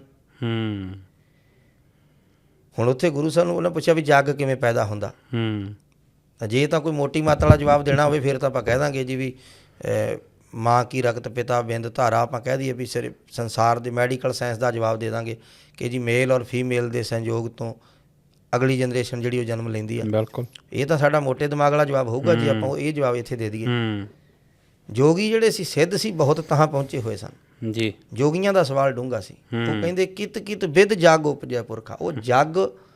ਉਹ ਜੱਗ ਸੀ ਜਿਹਨੂੰ ਕਹਿੰਦੇ ਜੱਗ ਮੈਲਾ, ਜੱਗ ਹਉਮੈ ਮੈਲ ਦੁੱਖ ਪਾਇਆ, ਜੱਗ ਮੈਲਾ ਦੂਜੇ ਪਾਏ। ਉਹ ਜਿਹੜਾ ਜੱਗ ਅਸੀਂ ਕ੍ਰੀਏਟ ਕੀਤਾ ਹੋਇਆ, ਇੱਕ ਜੱਗ ਸੰਸਾਰ ਜਿਹੜਾ ਰੱਬ ਨੇ ਬਣਾਇਆ, ਇਹ ਕੁਦਰਤ ਬਣਾਈ। ਇੱਕ ਜਿਹੜਾ ਅਸੀਂ ਸਿਰਜੀ ਬੈਠੇ ਹੁੰਦੇ ਹਾਂ, ਹਰ ਬੰਦੇ ਨੇ ਇੱਕ ਆਪਣੀ ਦੁਨੀਆ ਸਿਰਜੀ ਹੁੰਦੀ ਹੈ। ਬਿਲਕੁਲ। ਇਹ ਜਿਹੜਾ ਜੱਗ ਹੈ ਇਹ ਸਾਡਾ ਸਿਰਜਿਆ ਹੋਇਆ ਹਉਮੈ ਦਾ। ਮਹਾਰਾਜ ਕਹਿੰਦੇ ਇਹ ਸਾਡੀ ਹਉਮੈ ਚੋਂ ਪੈਦਾ ਹੁੰਦਾ। ਹਉਮੈ ਵਿੱਚ ਜਗ ਉਪਜੈ ਪੁਰਖਾ, ਨਾਮ ਵਿਸਰਿਆ ਦੁੱਖ ਪਾਈ। ਅਸੀਂ ਇਸ ਜੋ ਆਪਣੇ ਆਲੇ ਦੁਆਲੇ ਸਿਰਜੀ ਬੈਠੇ ਹੁੰਦੇ ਆ, ਇਹ ਸਾਡੀ ਹਉਮੈ ਚੋਂ ਬਣਿਆ ਹੁੰਦਾ ਜੀ। ਹਉਮੈ ਨੂੰ ਇੱਕ ਨਾ ਇੱਕ ਦਿਨ ਰੱਬ ਨੇ ਤੋੜਨਾ ਹੀ ਤੋੜਨਾ ਹੁੰਦਾ। ਇੱਕ ਸ਼ਬਦ ਆਉਂਦਾ ਵਾ ਵੀ ਦੇਹੀ ਮਾਟੀ ਬੋਲੇ ਪਾਉਣ ਬੁਝਰੇ ਗਿਆਨੀ ਮੁਆਹ ਕੌਣ। ਜੀ। ਇਹ ਸਰੀਰ ਮਿੱਟੀ ਆ, ਪਾਉਣ ਬੋਲਦੀ, ਸਵਾਸ ਜ਼ਿੰਦਗੀ ਚੱਲਦੀ ਉਹ ਬੋਲਦੀ ਆ, ਮਰਿਆ ਕੌਣ ਫਿਰ। ਆਪਾਂ ਪਹਿਲਾਂ ਪੜ੍ਹਿਆ ਸਾਇੰਸ ਵੀ ਕਹਿੰਦੀ ਵੀ mass and energy can neither be created nor be destroyed. ਨਾ ਤਾਂ ਬਣਦੇ ਨਾ ਖਤਮ ਹੁੰਦੇ, ਨਾ ਕਿਛ ਜਨਮੈ ਨਾ ਕਿਛ ਮਰੈ। ਗੁਰਬਾਣੀ ਕਹਿੰਦੀ ਹੈ ਤਾਂ ਸੰਜੋਗ ਹੋਇਆ। ਸੰਜੋਗ ਸਹੀ ਢੰਗ ਨਾਲ ਜੋੜ ਹੋ ਗਿਆ, ਸੰਜੋਗ ਬਿਲਕੁਲ, ਤੇ ਵਿਜੋਗ ਵਿਛੋੜਾ। ਕੁਛ ਜੁੜ ਗਿਆ ਜਨਮ ਹੈ, ਕੁਝ ਅੱਡ ਹੋ ਗਿਆ ਤੇ ਮੌਤ ਹੈ। ਜੰਮਿਆ ਮਰਿਆ ਕੁਛ ਵੀ ਨਹੀਂ। ਮਹਾਰਾਜ ਕਹਿੰਦੇ ਨਹ ਕਿਛ ਜਨਮੈ ਨਹ ਕਿਛ ਮਰੈ, ਆਪਨ ਚਲਿਤ ਆਪ ਹੀ ਕਰੈ। ਦੇਹੀ ਮਾਟੀ ਬੋਲੇ ਪਾਉਣ ਬੁਝਰੇ ਗਿਆਨੀ ਮੁਆਹ ਕੌਣ। ਮੂਈ ਸੁਰਤ ਬਾਦ ਅਹੰਕਾਰ। ਹੰਕਾਰ ਜਿਹੜਾ ਹਉਮੈ ਤੇ ਹੰਕਾਰ 'ਚ ਵੀ ਮੈਨੂੰ ਲੱਗਦਾ ਥੋੜ੍ਹਾ ਜਿਹਾ ਫਰਕ ਆ। ਅਹੰਕਾਰ ਹਉਮੈ ਦਾ ਪ੍ਰਗਟਾਵਾ ਹੰਕਾਰ ਆ। ਜਿਹੜਾ ਕਾਰ ਸ਼ਬਦ ਆ ਨਾ, ਇਹ ਕੰਟੀਨਿਊਟੀ ਲਈ ਹੁੰਦਾ ਜੀ। ਜਿੱਦਾਂ ਪੈਸੇ ਖੜਕਦੇ ਆ, ਛਨ ਛਨ ਛਨ ਦੀ ਆਵਾਜ਼ ਆਉਂਦੀ ਹੈ, ਤੇ ਜੇ ਲਗਾਤਾਰ ਆਵੇ ਤਾਂ ਉਹਨੂੰ ਕਵਾਂਗੇ ਛਣਕਾਰ। ਟਣ ਤੋਂ ਟਣਕਾਰ ਬਣ ਗਿਆ, ਧੁਨ ਤੋਂ ਧੁਨਕਾਰ, ਜੈ ਤੋਂ ਜੈਕਾਰ। ਕੱਕੇ ਦੀ ਆਵਾਜ਼ ਕਕਾਰ, ਐੜੇ ਦੀ ਆਕਾਰ, ਰਾਗੀ ਸਿੰਘ ਜਦੋਂ ਸਰਗਮ ਬੋਲਦੇ ਆ ਤੇ ਉਹਨੂੰ ਕਹਿੰਦੇ ਅਲੰਕਾਰ ਲਾਉਣਾ। ਸਾਰੇ ਗਾਮਾ ਸੁਰਾਂ ਦੇ ਨਾਮ ਬੋਲਣ ਤੇ ਅਲੰਕਾਰ ਹੁੰਦਾ। ਅਲੰਕਾਰ ਉਹ ਵੀ ਗਹਿਣੇ ਤੋਂ ਹੀ ਬਣਿਆ ਜੀ। ਤੇ ਜੇ ਇਕੱਲਾ ਐੜਾ ਹੀ ਬੋਲਣ, ਆ ਕਰਕੇ ਬੋਲਣ, ਤਾਂ ਉਹਨੂੰ ਆਕਾਰ ਲਾਉਣਾ ਕਹਿੰਦੇ ਆ। ਓਕੇ। ਆਕਾਰ, ਅ ਦੀ ਕੰਟੀਨਿਊਟੀ ਆਕਾਰ ਹੈ। ਇੱਦਾਂ ਹੀ ਇਹ ਸ਼ਬਦ ਹੈ ਅਹੰਕਾਰ। ਹੰਕਾਰ ਦੀ ਅਹੰਗ ਦੀ ਕੰਟੀਨਿਊਟੀ, ਉਹ ਕੰਟੀਨਿਊਟੀ ਨੂੰ ਕੌਣ ਦਰਸਾਉਂਦਾ? ਉਹ ਟਾਈਮ ਲਾਈਨ ਬਣਦੀ ਆ ਸਾਡੇ ਕਰਮਾਂ ਨਾਲ ਕਿ ਲਗਾਤਾਰ ਅਸੀਂ ਸਵਾਸ ਲੈ ਰਹੇ ਹਾਂ, ਸਵਾਸ ਛੱਡ ਰਹੇ ਹਾਂ ਜੀ, ਮਨ ਨਾਲ ਸੋਚ ਰਹੇ ਹਾਂ, ਫੁਰਨੇ ਬਣ ਰਹੇ ਨੇ, ਫੁਰਨੇ ਇੱਛਾਵਾਂ ਬਣ ਰਹੀਆਂ, ਇੱਛਾਵਾਂ ਕਰਮ ਬਣ ਰਹੀਆਂ। ਉਹ ਕਰਮਾਂ ਦੀ ਜਿਹੜੀ ਕੰਟੀਨਿਊਟੀ ਆ, ਲਗਾਤਾਰਤਾ, ਉਹ ਅਹੰਕਾਰ ਆ। ਉਹ ਖਤਮ ਹੁੰਦੀ ਆ ਬੰਦੇ ਦੇ ਮਰਨ ਨਾਲ ਜੀ। ਹਉਮੈ ਨਹੀਂ ਮੁੱਕਦੀ, ਹਉਮੈ ਨਹੀਂ ਮੁੱਕਦੀ, ਹਉਮੈ ਦਾ ਪ੍ਰਗਟਾਵਾ ਮੁੱਕਦਾ, ਹਉਮੈ ਰਹਿ ਜਾਂਦੀ। ਸਾਚੋਂ ਉਪਜੈ ਸਾਚ। ਬੰਦਾ ਪੰਜਾਂ ਤੱਤਾਂ ਤੋਂ ਨਹੀਂ ਬਣਿਆ, ਸਰੀਰ ਪੰਜਾਂ ਤੱਤਾਂ ਤੋਂ ਬਣਿਆ। ਪਾਂਚ ਤੱਤ ਕੋ ਤਨ ਰਚਿਓ, ਜਾਨੋ ਚਤੁਰ ਸੁਜਾਨ, ਜਿਹਤੇ ਉਪਜਿਓ ਨਾਨਕਾ ਲੀਨ ਤਾਹੇ ਮਹਿਮਾਨ। ਤੱਤ ਤਾਂ ਜਿੱਥੋਂ ਆਏ ਜਾਣਗੇ, ਪਰ ਬੰਦਿਆ ਤੂੰ ਇੱਥੋਂ ਨਹੀਂ ਨਾ ਆਇਆ। ਮਨ ਤੂੰ ਜੋਤ ਸਰੂਪ ਹੈ, ਆਪਣਾ ਮੂਲ ਪਛਾਣ। ਸਾਡੀ ਹਉਮੈ ਨੇ ਸਾਨੂੰ ਉੱਥੋਂ ਵੱਖਰਾ ਕੀਤਾ ਹੋਇਆ ਜੀ। ਤੇ ਸਾਡੀ ਹਉਮੈ ਦੇ ਮੁੱਕਣ ਦਾ ਇੱਕੋ ਹੀ ਤਰੀਕਾ ਹੈਗਾ, ਸੇਵਾ, ਸ਼ਬਦ, ਬਾਣੀ, ਕੀਰਤਨ, ਸੰਗਤ। ਇਹ ਮਹਾਰਾਜ ਨੇ ਸਾਨੂੰ ਰਾਹ ਦੱਸੇ ਹੋਏ ਨੇ। ਜ਼ਿਆਦਾਤਰ ਅਸੀਂ ਥੋੜ੍ਹੇ ਉਲਝਦੇ ਹਾਂ, ਅਸੀਂ ਸੌਖੀਆਂ ਗੱਲਾਂ ਮਹਾਰਾਜ ਨੇ ਦੱਸੀਆਂ, ਉਹਨਾਂ 'ਤੇ ਯਕੀਨ ਨਹੀਂ ਕਰਦੇ, ਅਤੇ ਗਾਂਹ ਕੋਈ ਸਾਨੂੰ ਹੋਰ ਆ ਜਾਏ ਪੁੱਠਾ ਸਿੱਧਾ ਮੈਡੀਟੇਸ਼ਨ ਕਰਾਉਣ ਵਾਲਾ, ਅਸੀਂ ਉਹਦੇ ਮਗਰ ਲੱਗ ਜਾਣਾ ਵੀ ਇਹਨੇ ਪਤਾ ਨਹੀਂ ਅੰਦਰੋਂ ਸਾਨੂੰ ਕੀ ਕੱਢ ਕੇ ਦੇ ਦੇਣਾ। ਜਦ ਕਿ ਗੁਰੂ ਸਾਹਿਬ ਨੇ ਬੰਦੇ ਨੂੰ ਸਹਿਜ ਮਾਰਗ ਦੱਸਿਆ, ਬਿਲਕੁਲ ਸਿੱਧਾ ਸਾਦਾ ਜਿਹਾ, ਜਿਹਦੇ 'ਚ ਬੰਦੇ ਦੇ ਦਿਮਾਗ 'ਤੇ ਬੋਝ ਵੀ ਕੋਈ ਨਹੀਂ ਪੈਂਦਾ। ਅੱਛਾ, ਤੁਸੀਂ ਜਿਹੜੀ ਭਾਈ ਸਾਹਿਬ ਸਹਿਜ ਮਾਰਗ ਦੀ ਗੱਲ ਕਰ ਰਹੇ ਹੋ, ਜੇ ਆਪਾਂ ਸਿੱਖੀ ਦੀ ਗੱਲ ਕਰੀਏ ਤਾਂ ਸਾਡੇ ਵਰਗੇ ਆਪਣੇ ਆਪ ਨੂੰ ਮੁਕਤ ਕਰ ਲੈਂਦੇ ਆ ਜਦੋਂ ਕਹਿੰਦੇ ਆ, ਕਿਉਂਕਿ ਦਸ਼ਮੇਸ਼ ਪਿਤਾ ਨੇ ਵੀ ਕਿਹਾ ਕਿ ਤੁਹਾਨੂੰ ਜੇ ਮੇਰਾ ਸਿੱਖ ਹੈ ਤਾਂ ਤੈਨੂੰ ਸਰੂਪ 'ਚ ਹੋਣਾ ਪੈਣਾ, ਸ਼ਸਤਰਾਂ ਦਾ ਧਾਰ ਨਹੀਂ ਹੋਣਾ ਪੈਣਾ, ਖੰਡੇ ਬਾਟੇ ਦੀ ਪਹੁਲ ਛਕਣੀ ਪੈਣੀ ਆ। ਪਰ ਸਾਡੇ ਵਰਗੇ ਕਹਿੰਦੇ ਆ ਕਿ ਨਹੀਂ, ਮੇਰੇ ਮਨ ਸਾਫ਼ ਆ, ਮੇਰੇ ਪਰਮਾਤਮਾ ਅੰਦਰ ਵੱਸਦਾ ਆ, ਅਤੇ ਮੇਰੇ ਲਈ ਸਰੂਪ ਜ਼ਰੂਰੀ ਨਹੀਂ। ਮੈਨੂੰ ਉਹ ਸਰੂਪ ਦੀ ਮਹੱਤਤਾ ਜ਼ਰੂਰ ਥੋੜ੍ਹੀ ਸਮਝਾਓ ਕਿ ਸਿੱਖੀ ਦੇ ਵਿੱਚ ਸਰੂਪ ਦੀ ਮਹੱਤਤਾ ਇੰਨੀ ਕਿਉਂ, ਕਿ ਸਰੂਪ ਧਾਰਨ ਕਰਨਾ ਜ਼ਰੂਰੀ ਕਿਉਂ? ਉਹ ਆਪਾਂ ਗੱਲ ਸ਼ਾਇਦ ਜਿਹੜਾ ਪਹਿਲਾ ਪੋਡਕਾਸਟ ਹੋ ਗਿਆ ਆਪਾਂ ਉਹਦੇ 'ਚ ਕੀਤੀ ਸੀ ਜੀ, ਕਿ ਬੰਦਾ ਆਨਸਰੇਬਲ ਨਹੀਂ ਹੋਣਾ ਚਾਹੁੰਦਾ ਕਿਸੇ ਪ੍ਰਤੀ ਵੀ। ਮੰਨ ਲਓ ਮੈਂ ਕਹਿੰਦਾ ਵੀ ਮੈਂ ਸਹੀ ਚੱਲੂੰਗਾ, ਪਰ ਮੇਰੇ ਸਹੀ ਚੱਲਣ ਦਾ ਪੈਮਾਨਾ ਕੀ ਹੈ, ਉਹ ਮੈਂ ਹੀ ਨਿਰਧਾਰਿਤ ਕਰੂੰ। ਸਹੀ ਹੋਣ ਦਾ ਪੈਮਾਨਾ, ਵੀ ਮੈਂ ਸਹੀ ਹਾਂ, ਮੇਰਾ ਮਨ ਸਾਫ਼ ਆ, ਮੇਰੇ ਮਨ ਸਾਫ਼ ਦਾ ਫੈਸਲਾ ਮੈਂ ਹੀ ਕੀਤਾ ਕਿ ਸਰਕਾਰ ਨੇ ਕੀਤਾ, ਕਿ ਮੇਰੇ ਸਕੂਲ ਦੇ ਮਾਸਟਰਾਂ ਨੇ ਕੀਤਾ ਜੀ, ਜਾਂ ਸਾਡੇ ਪਿੰਡ ਵਾਲਿਆਂ ਨੇ ਇਕੱਠੇ ਹੋ ਕੇ ਕੀਤਾ। ਮੇਰਾ ਮਨ ਸਾਫ਼ ਆ, ਇਹ ਕਿਹਨੇ ਦੱਸਿਆ? ਮੈਂ ਹੀ ਦੱਸਿਆ। ਤੇ ਫਿਰ ਤਾਂ ਇਸ ਹਿਸਾਬ ਨਾਲ ਉਹ ਬਾਬੇ ਨਾਨਕ ਜੀ ਦਾ, ਸਤਿਗੁਰਾਂ ਦਾ ਇੱਕ ਬੜਾ ਪਿਆਰਾ ਸ਼ਬਦ ਆ ਵੀ ਤੱਕੜੀ ਵੀ ਆਪਣੀ ਤੇ ਵੱਟੇ ਵੀ ਆਪਣੇ। ਤੇ ਮੈਂ 5 ਕਿਲੋ ਵਾਲੇ ਤੇ 50 ਲਿਖ ਲਾਂ, ਮੈਨੂੰ ਕੌਣ ਰੋਕੂ? ਪੰਥ ਨੂੰ ਜਵਾਬਦੇਹ ਹੋਣਾ ਇਹ ਕੋਈ ਨਹੀਂ ਚਾਹੁੰਦਾ। ਇਹ ਉਹੀ ਚਾਹੁੰਦਾ ਜਿਹਨੂੰ ਸਮਝ ਆ ਗਈ ਕਿ ਜੇ ਘੜਾ ਹੋਊ ਤੇ ਪਾਣੀ ਬਚੂ, ਹਵਾ ਵਾਲੇ ਪਾਣੀ ਨੂੰ ਨਹੀਂ ਪੀ ਸਕਦੇ। ਨਹੀਂ ਪੀ ਸਕਦੇ। ਬੰਦਾ ਕਹਿੰਦਾ ਵੀ ਪਾਣੀ ਤਾਂ ਹੈਗਾ ਸਾਡੇ ਘਰੇ ਬਹੁਤ ਆ, ਸਾਡੇ ਘਰੇ ਆ ਪੂਰੇ ਵੱਡੇ ਹਾਲ 'ਚ ਕਮਰੇ 'ਚ ਇਹ ਹਵਾ ਦੇ ਵਿੱਚ 5 ਕੁਇੰਟਲ ਪਾਣੀ ਆ, ਪਰ ਹਵਾ ਦੇ ਵਿੱਚ ਜਿਹੜਾ 5 ਕੁਇੰਟਲ ਪਾਣੀ ਉਹਨੂੰ ਕੋਈ ਪੀ ਥੋੜ੍ਹਾ ਸਕਦਾ, ਪੀਤਾ ਨਹੀਂ ਜਾਣਾ। ਬਿਲਕੁਲ, ਪਾਣੀ ਤਾਂ ਇੱਕ ਪਿਆਲਾ ਵੀ ਪੀਤਾ ਜਾ ਸਕਦਾ, ਪਰ ਹੋਵੇ ਕਿਸੇ ਭਾਂਡੇ 'ਚ। ਜਿਹੜਾ ਧਰਮ ਹੁੰਦਾ ਉਹਨੇ ਸਾਂਭੇ ਜਾਣਾ ਹੁੰਦਾ ਪੰਥ ਵਿੱਚ।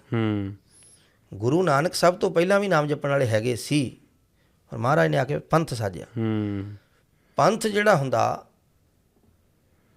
ਯੂਨਾਈਟ ਹੋਣਾ, ਜੁੜਨਾ, ਮਤਲਬ ਕਹਿ ਲਓ ਇੱਕ ਸੰਗਤ ਹੈ ਜਿਹਨੂੰ ਆਪਾਂ ਕਹਿ ਲਈਏ।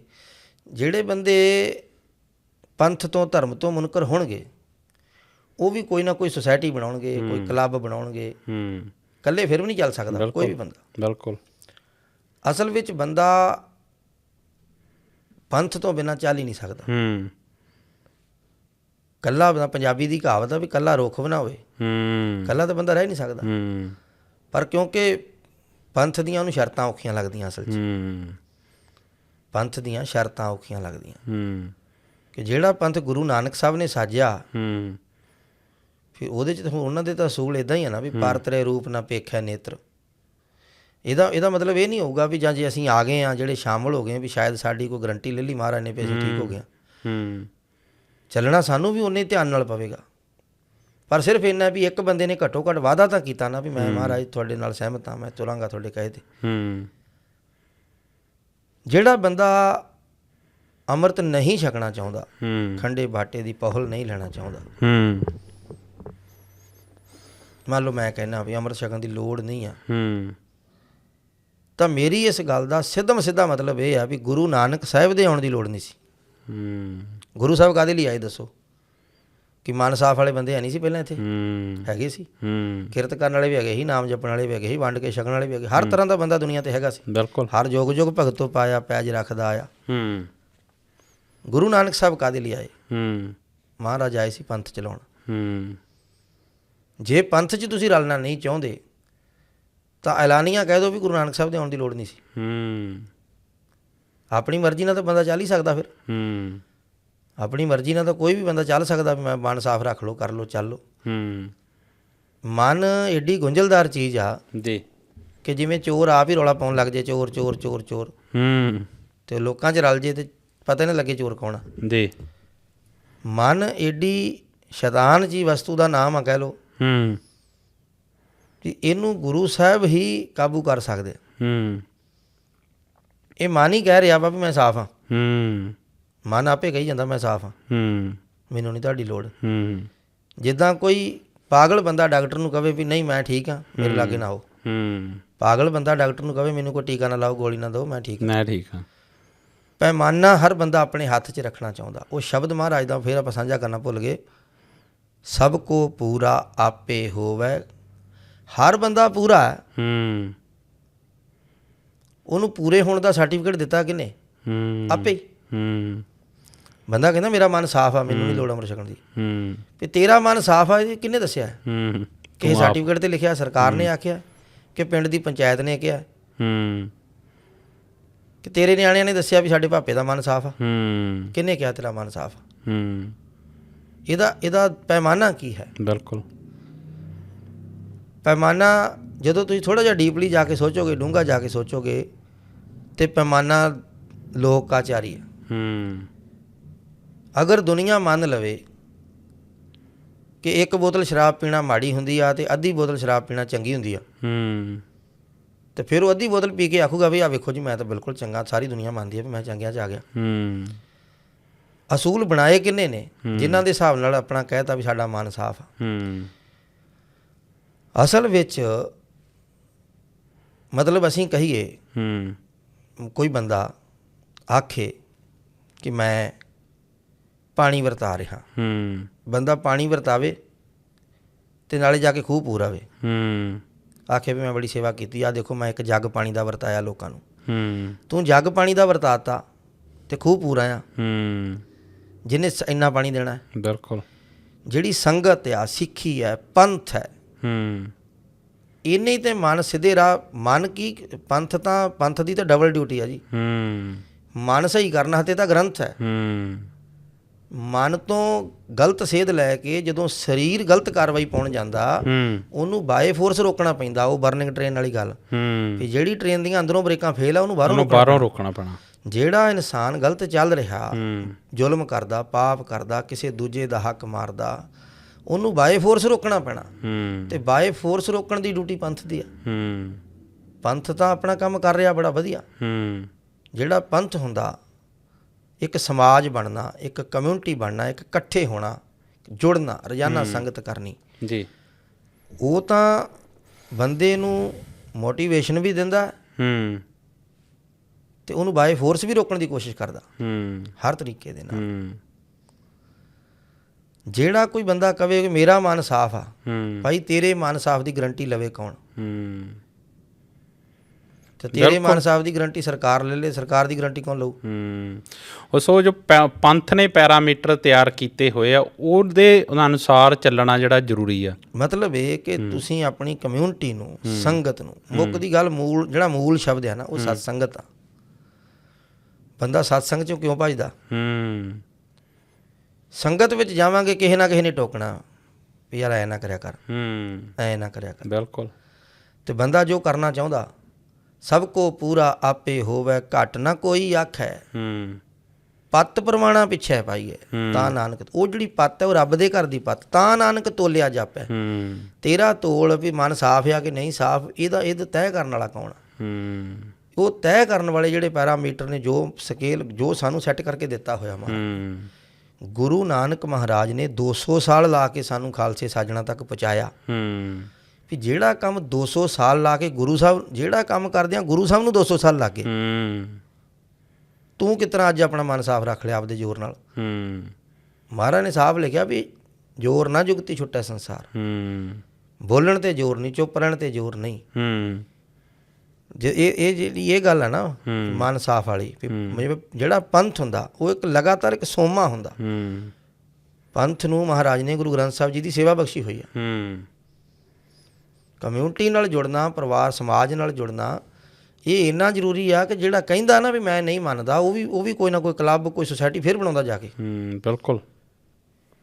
ਸੋ ਬਿਲਕੁਲ ਇਹ ਗੱਲ ਜਿਹੜੀ ਭਾਈ ਸਾਹਿਬ ਨੇ ਕਹੀ ਹੈ ਕਿ ਜਿਹੜਾ ਉਹ ਪੰਥ ਆ, ਉਸ ਪੈਰਾਮੀਟਰ ਤੋਂ ਅਸੀਂ ਐਕਚੁਅਲ ਦੇ ਵਿੱਚ ਉਹਨਾਂ ਸ਼ਰਤਾਂ ਤੋਂ ਭੱਜਦੇ ਹਾਂ, ਉਹ ਤੋਂ ਮੁਨਕਰ ਹੁੰਦੇ ਹਾਂ। ਸੋ ਭਾਈ ਸਾਹਿਬ, ਮੇਰਾ ਅਖੀਰਲਾ ਸਵਾਲ ਆ, ਕਿਉਂਕਿ ਸਮਾਂ ਜਿਹੜਾ ਆ ਉਹ ਤੁਹਾਡਾ ਵੀ ਬਹੁਤ ਕੀਮਤੀ ਆ ਹੁੰਦਾ ਜਾਂਦਾ। ਅਖੀਰਲਾ ਸਵਾਲ ਇਹ ਆ ਕਿ ਆਪਾਂ ਜਿੰਨੇ ਵੀ ਆਪਣੀ ਜ਼ਿੰਦਗੀ ਤੋਂ ਸਿੱਖਿਆ ਆ, ਮੈਂ ਆਪਣੀ ਜ਼ਿੰਦਗੀ ਤੋਂ ਇਹ ਸਿੱਖਿਆ ਕਿ ਜੇ ਪਰਮਾਤਮਾ 'ਤੇ ਜਾਂ ਗੁਰੂ ਦੀ ਬਾਣੀ 'ਤੇ ਡੋਰੀਆਂ ਛੱਡ ਦਿਓ, ਮੈਂ ਬੜੀ ਪ੍ਰੋੜਤਾ ਨਾਲ ਇਹ ਗੱਲ ਮੰਨਦਾ ਕਿ ਜੇ ਗੁਰੂ ਦੀ ਬਾਣੀ 'ਤੇ ਆਪਣੀਆਂ ਡੋਰੀਆਂ ਛੱਡ ਦਿਓ ਅਤੇ ਡਿਪਰੈਸ਼ਨ, ਐਂਗਜ਼ਾਇਟੀ ਜਾਂ ਜਿਹੜੇ ਤੁਹਾਡੇ ਜ਼ਿੰਦਗੀ ਦੇ ਫਿਕਰ ਆ, ਇਹ ਤੁਹਾਡੇ ਲਾਗੇ ਬੰਨੇ ਨਹੀਂ ਲੱਗਦੇ। ਉਸ ਪਰਮਾਤਮਾ 'ਤੇ ਆਪਣੇ ਪਿਓ 'ਤੇ ਡੋਰੀਆਂ ਛੱਡ ਦਿਓ। ਬਿਲਕੁਲ ਸਹੀ ਹੈ ਜੀ। ਪਰ ਸਾਡੇ ਕੋਲ ਗੁਰੂ ਦੀ ਬਾਣੀ ਦਾ ਐਡਾ ਵੱਡਾ ਸੋਮਾ ਹੋਣ ਦੇ ਬਾਵਜੂਦ ਵੀ ਸਾਡਾ ਜਿਹੜਾ ਪੰਥ ਆ ਜਾਂ ਸਾਡਾ ਪਰਿਵਾਰ ਆ, ਅੱਜ ਕੱਲ੍ਹ ਡਿਪਰੈਸ਼ਨ ਵੱਲ ਨੂੰ, ਮੈਂਟਲ ਹੈਲਥ ਵੱਲ ਨੂੰ ਜਿਹੜੇ ਆ ਉਹ ਤੁਰੇ ਜਾਂਦੇ ਆ। ਨਿੱਕੇ ਨਿੱਕੇ ਬੱਚਿਆਂ 'ਚ ਐਂਗਜ਼ਾਇਟੀ ਜਾਂ ਡਿਪਰੈਸ਼ਨ ਦੀ ਸ਼ਿਕਾਇਤਾਂ, ਸਾਡੇ ਅੰਮ੍ਰਿਤ ਛਕ ਕੇ ਅਤੇ ਅਸੀਂ ਡੇਰਿਆਂ 'ਤੇ ਮੱਥੇ ਟੇਕਦੇ ਫਿਰਦੇ। ਕਿਤੇ ਨਾ ਕਿਤੇ ਅਸੀਂ ਮੇਰਾ ਸਵਾਲ ਇਹ ਹੈ ਕਿ ਅਸੀਂ ਆਪਣੇ ਉਸ ਮੂਲ ਨਾਲੋਂ ਟੁੱਟ ਗਏ ਹਾਂ। ਤੁਹਾਨੂੰ ਕੀ ਲੱਗਦਾ ਇਸ ਚੀਜ਼ ਨੂੰ ਕਿ ਸਾਡੇ ਘਾਟ ਕਿੱਥੇ ਆਈ? ਪਹਿਲੀ ਤਾਂ ਗੱਲ ਇਹ ਵੀ ਜਿਹੜੀ ਨਾ ਮਾਇਆ ਮਮਤਾ ਮੋਹਣੀ ਜਿਹਨੂੰ ਵਿਣ ਦੰਤਾਂ ਜੱਗ ਖਾਇਆ ਜੀ। ਲੋਕਾਂ ਨੇ ਤਾਂ ਪੈਸੇ ਨੂੰ ਮਾਇਆ ਸਮਝ ਲਿਆ, ਵੀ ਅਸਲ 'ਚ ਮਾਇਆ ਸਾਰੇ ਇੰਦਰਿਆਵੀ ਸੁੱਖਾਂ ਦਾ ਨਾਮ ਮਾਇਆ ਵਾ। ਅੱਖੀਂ ਵੇਖਣਾ ਰੱਜੀਆਂ ਬਹੁ ਰੰਗ ਤਮਾਸ਼ੇ, ਉਸਤਤ ਨਿੰਦਾ ਕੰਨ ਸੁਣ ਰੋਵਣ ਤੇ ਹਾਸੇ। ਕੋਈ ਵੀ ਬੰਦਾ ਹੋਵੇ ਪਹਿਲਵਾਨ, ਅਖਾੜੇ 'ਚ ਉਤਰਦਾ ਤੇ ਉਹ ਥਾਪੀਆਂ ਮਾਰਦਾ ਹੀ ਆ। ਬਿਲਕੁਲ। ਪਰ ਬਾਅਦ ਵਿੱਚ ਹੋ ਸਕਦਾ ਵੀ ਉਹ ਰੋਂਦਾ ਵੀ ਘਰ ਨੂੰ ਜਾ ਸਕਦਾ, ਵੀ ਕਿਤੇ ਕੋਈ ਉਹਨੂੰ ਉਦੋਂ ਜ਼ਿਆਦਾ ਤਕੜਾ ਟੱਕਰ ਜੇ। ਮਹਾਰਾਜ ਕਹਿੰਦੇ ਵੀ ਇਹ ਘੋਲ ਹੀ ਆ। ਆਪਾਂ ਫੌਜੀ ਆ, ਆਪਾਂ ਸਿਪਾਹੀ ਆ, ਤਨਖਾਹ ਰੱਬ ਨੇ ਸਾਡੀ ਲਿਖੀ ਆ। ਲਸ਼ਕਰੀਆਂ ਘਰ ਸੰਭਲੇ ਆਏ, ਵਜ੍ਹਾ ਲਿਖਾਏ, ਕਾਰ ਕਮਾਵੇਂ ਸਿਰ ਧਣੀ, ਲਾਹਾ ਪੱਲੇ ਪਾਏ, ਲੱਭ ਲੋਭ ਬੁਰਾਈਆਂ ਛੋਡੇ ਮਨੋਂ ਵਿਸਾਰ। ਵੀ ਆਪਾਂ ਸਿਪਾਹੀ ਆ ਅਤੇ ਆਪਣੀ ਵੇਜ ਵਜ੍ਹਾ ਨਾਮਾ ਰੱਬ ਨੇ ਲਿਖਿਆ ਹੋਇਆ, ਵਜ੍ਹਾ ਆਏ ਵਜ੍ਹਾ ਲਿਖਾਏ, ਦਿਹਾੜੀ ਲਿਖੀ ਹੋਈ ਆ। ਅਤੇ ਕਾਰ ਕਮਾਵੇਂ ਸਿਰ ਧਣੀ, ਲਾਹਾ ਪੱਲੇ ਪਾਏ। ਅਤੇ ਸਿਪਾਹੀ ਨੂੰ ਹੁਕਮ ਕੀ ਆ, ਆਹ ਕਿਲ੍ਹਾ ਵਾ, ਇਹ 'ਤੇ ਦੁਸ਼ਮਣਾਂ ਨੇ ਕਬਜ਼ਾ ਕਰ ਲਿਆ ਅਤੇ ਤੂੰ ਹੁਣ ਸਿੱਧਾ ਹੋ ਅਤੇ ਟੱਕਰ ਇਹਨਾਂ ਨੂੰ।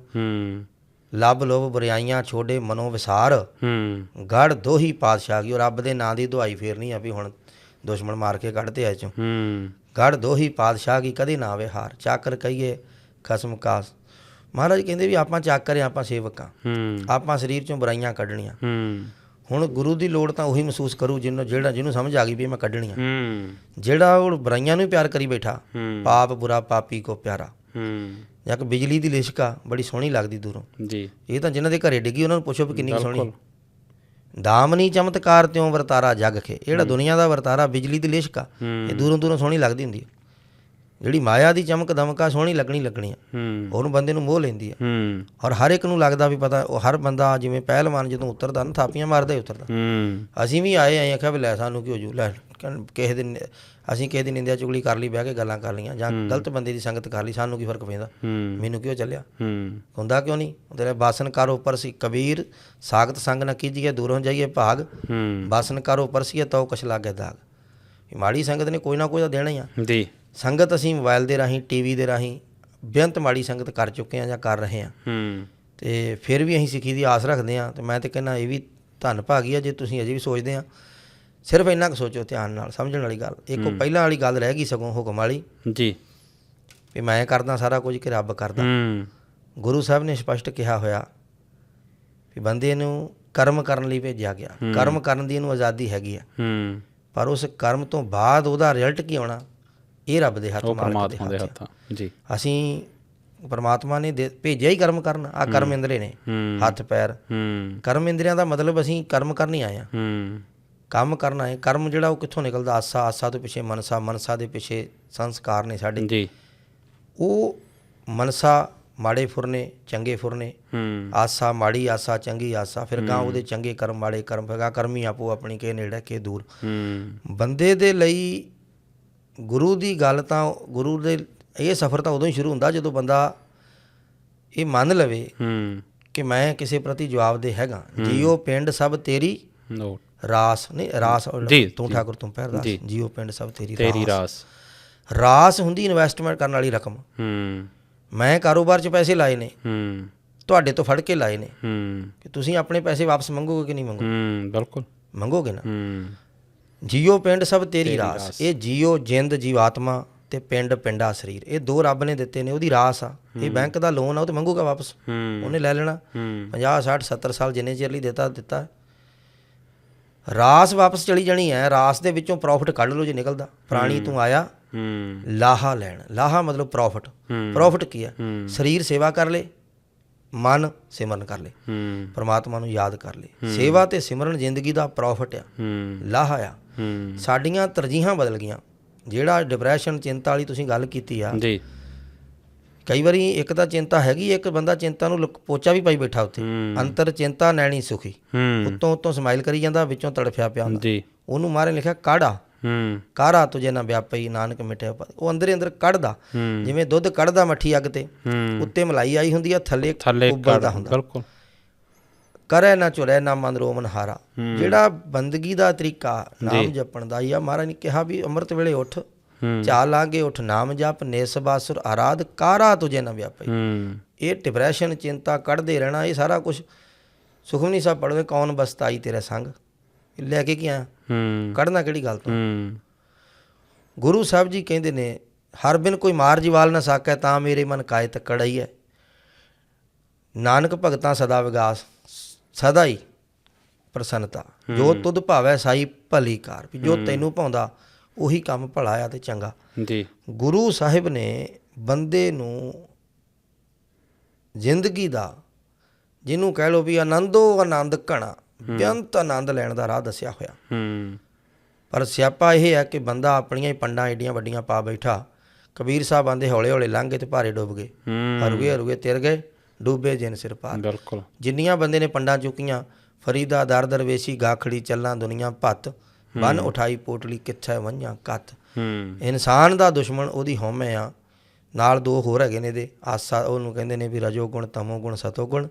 ਜਾਂ ਮਹਾਰਾਜ ਨੇ ਤਾਂ ਬੜਾ ਸੌਖਾ ਕਰਕੇ ਦੱਸਿਆ ਵੀ ਆਸ ਅੰਦੇਸੇ ਤੇ ਨਹਿ ਕੇਵਲ, ਹਉਮੈ ਸ਼ਬਦ ਜਲਾਏ।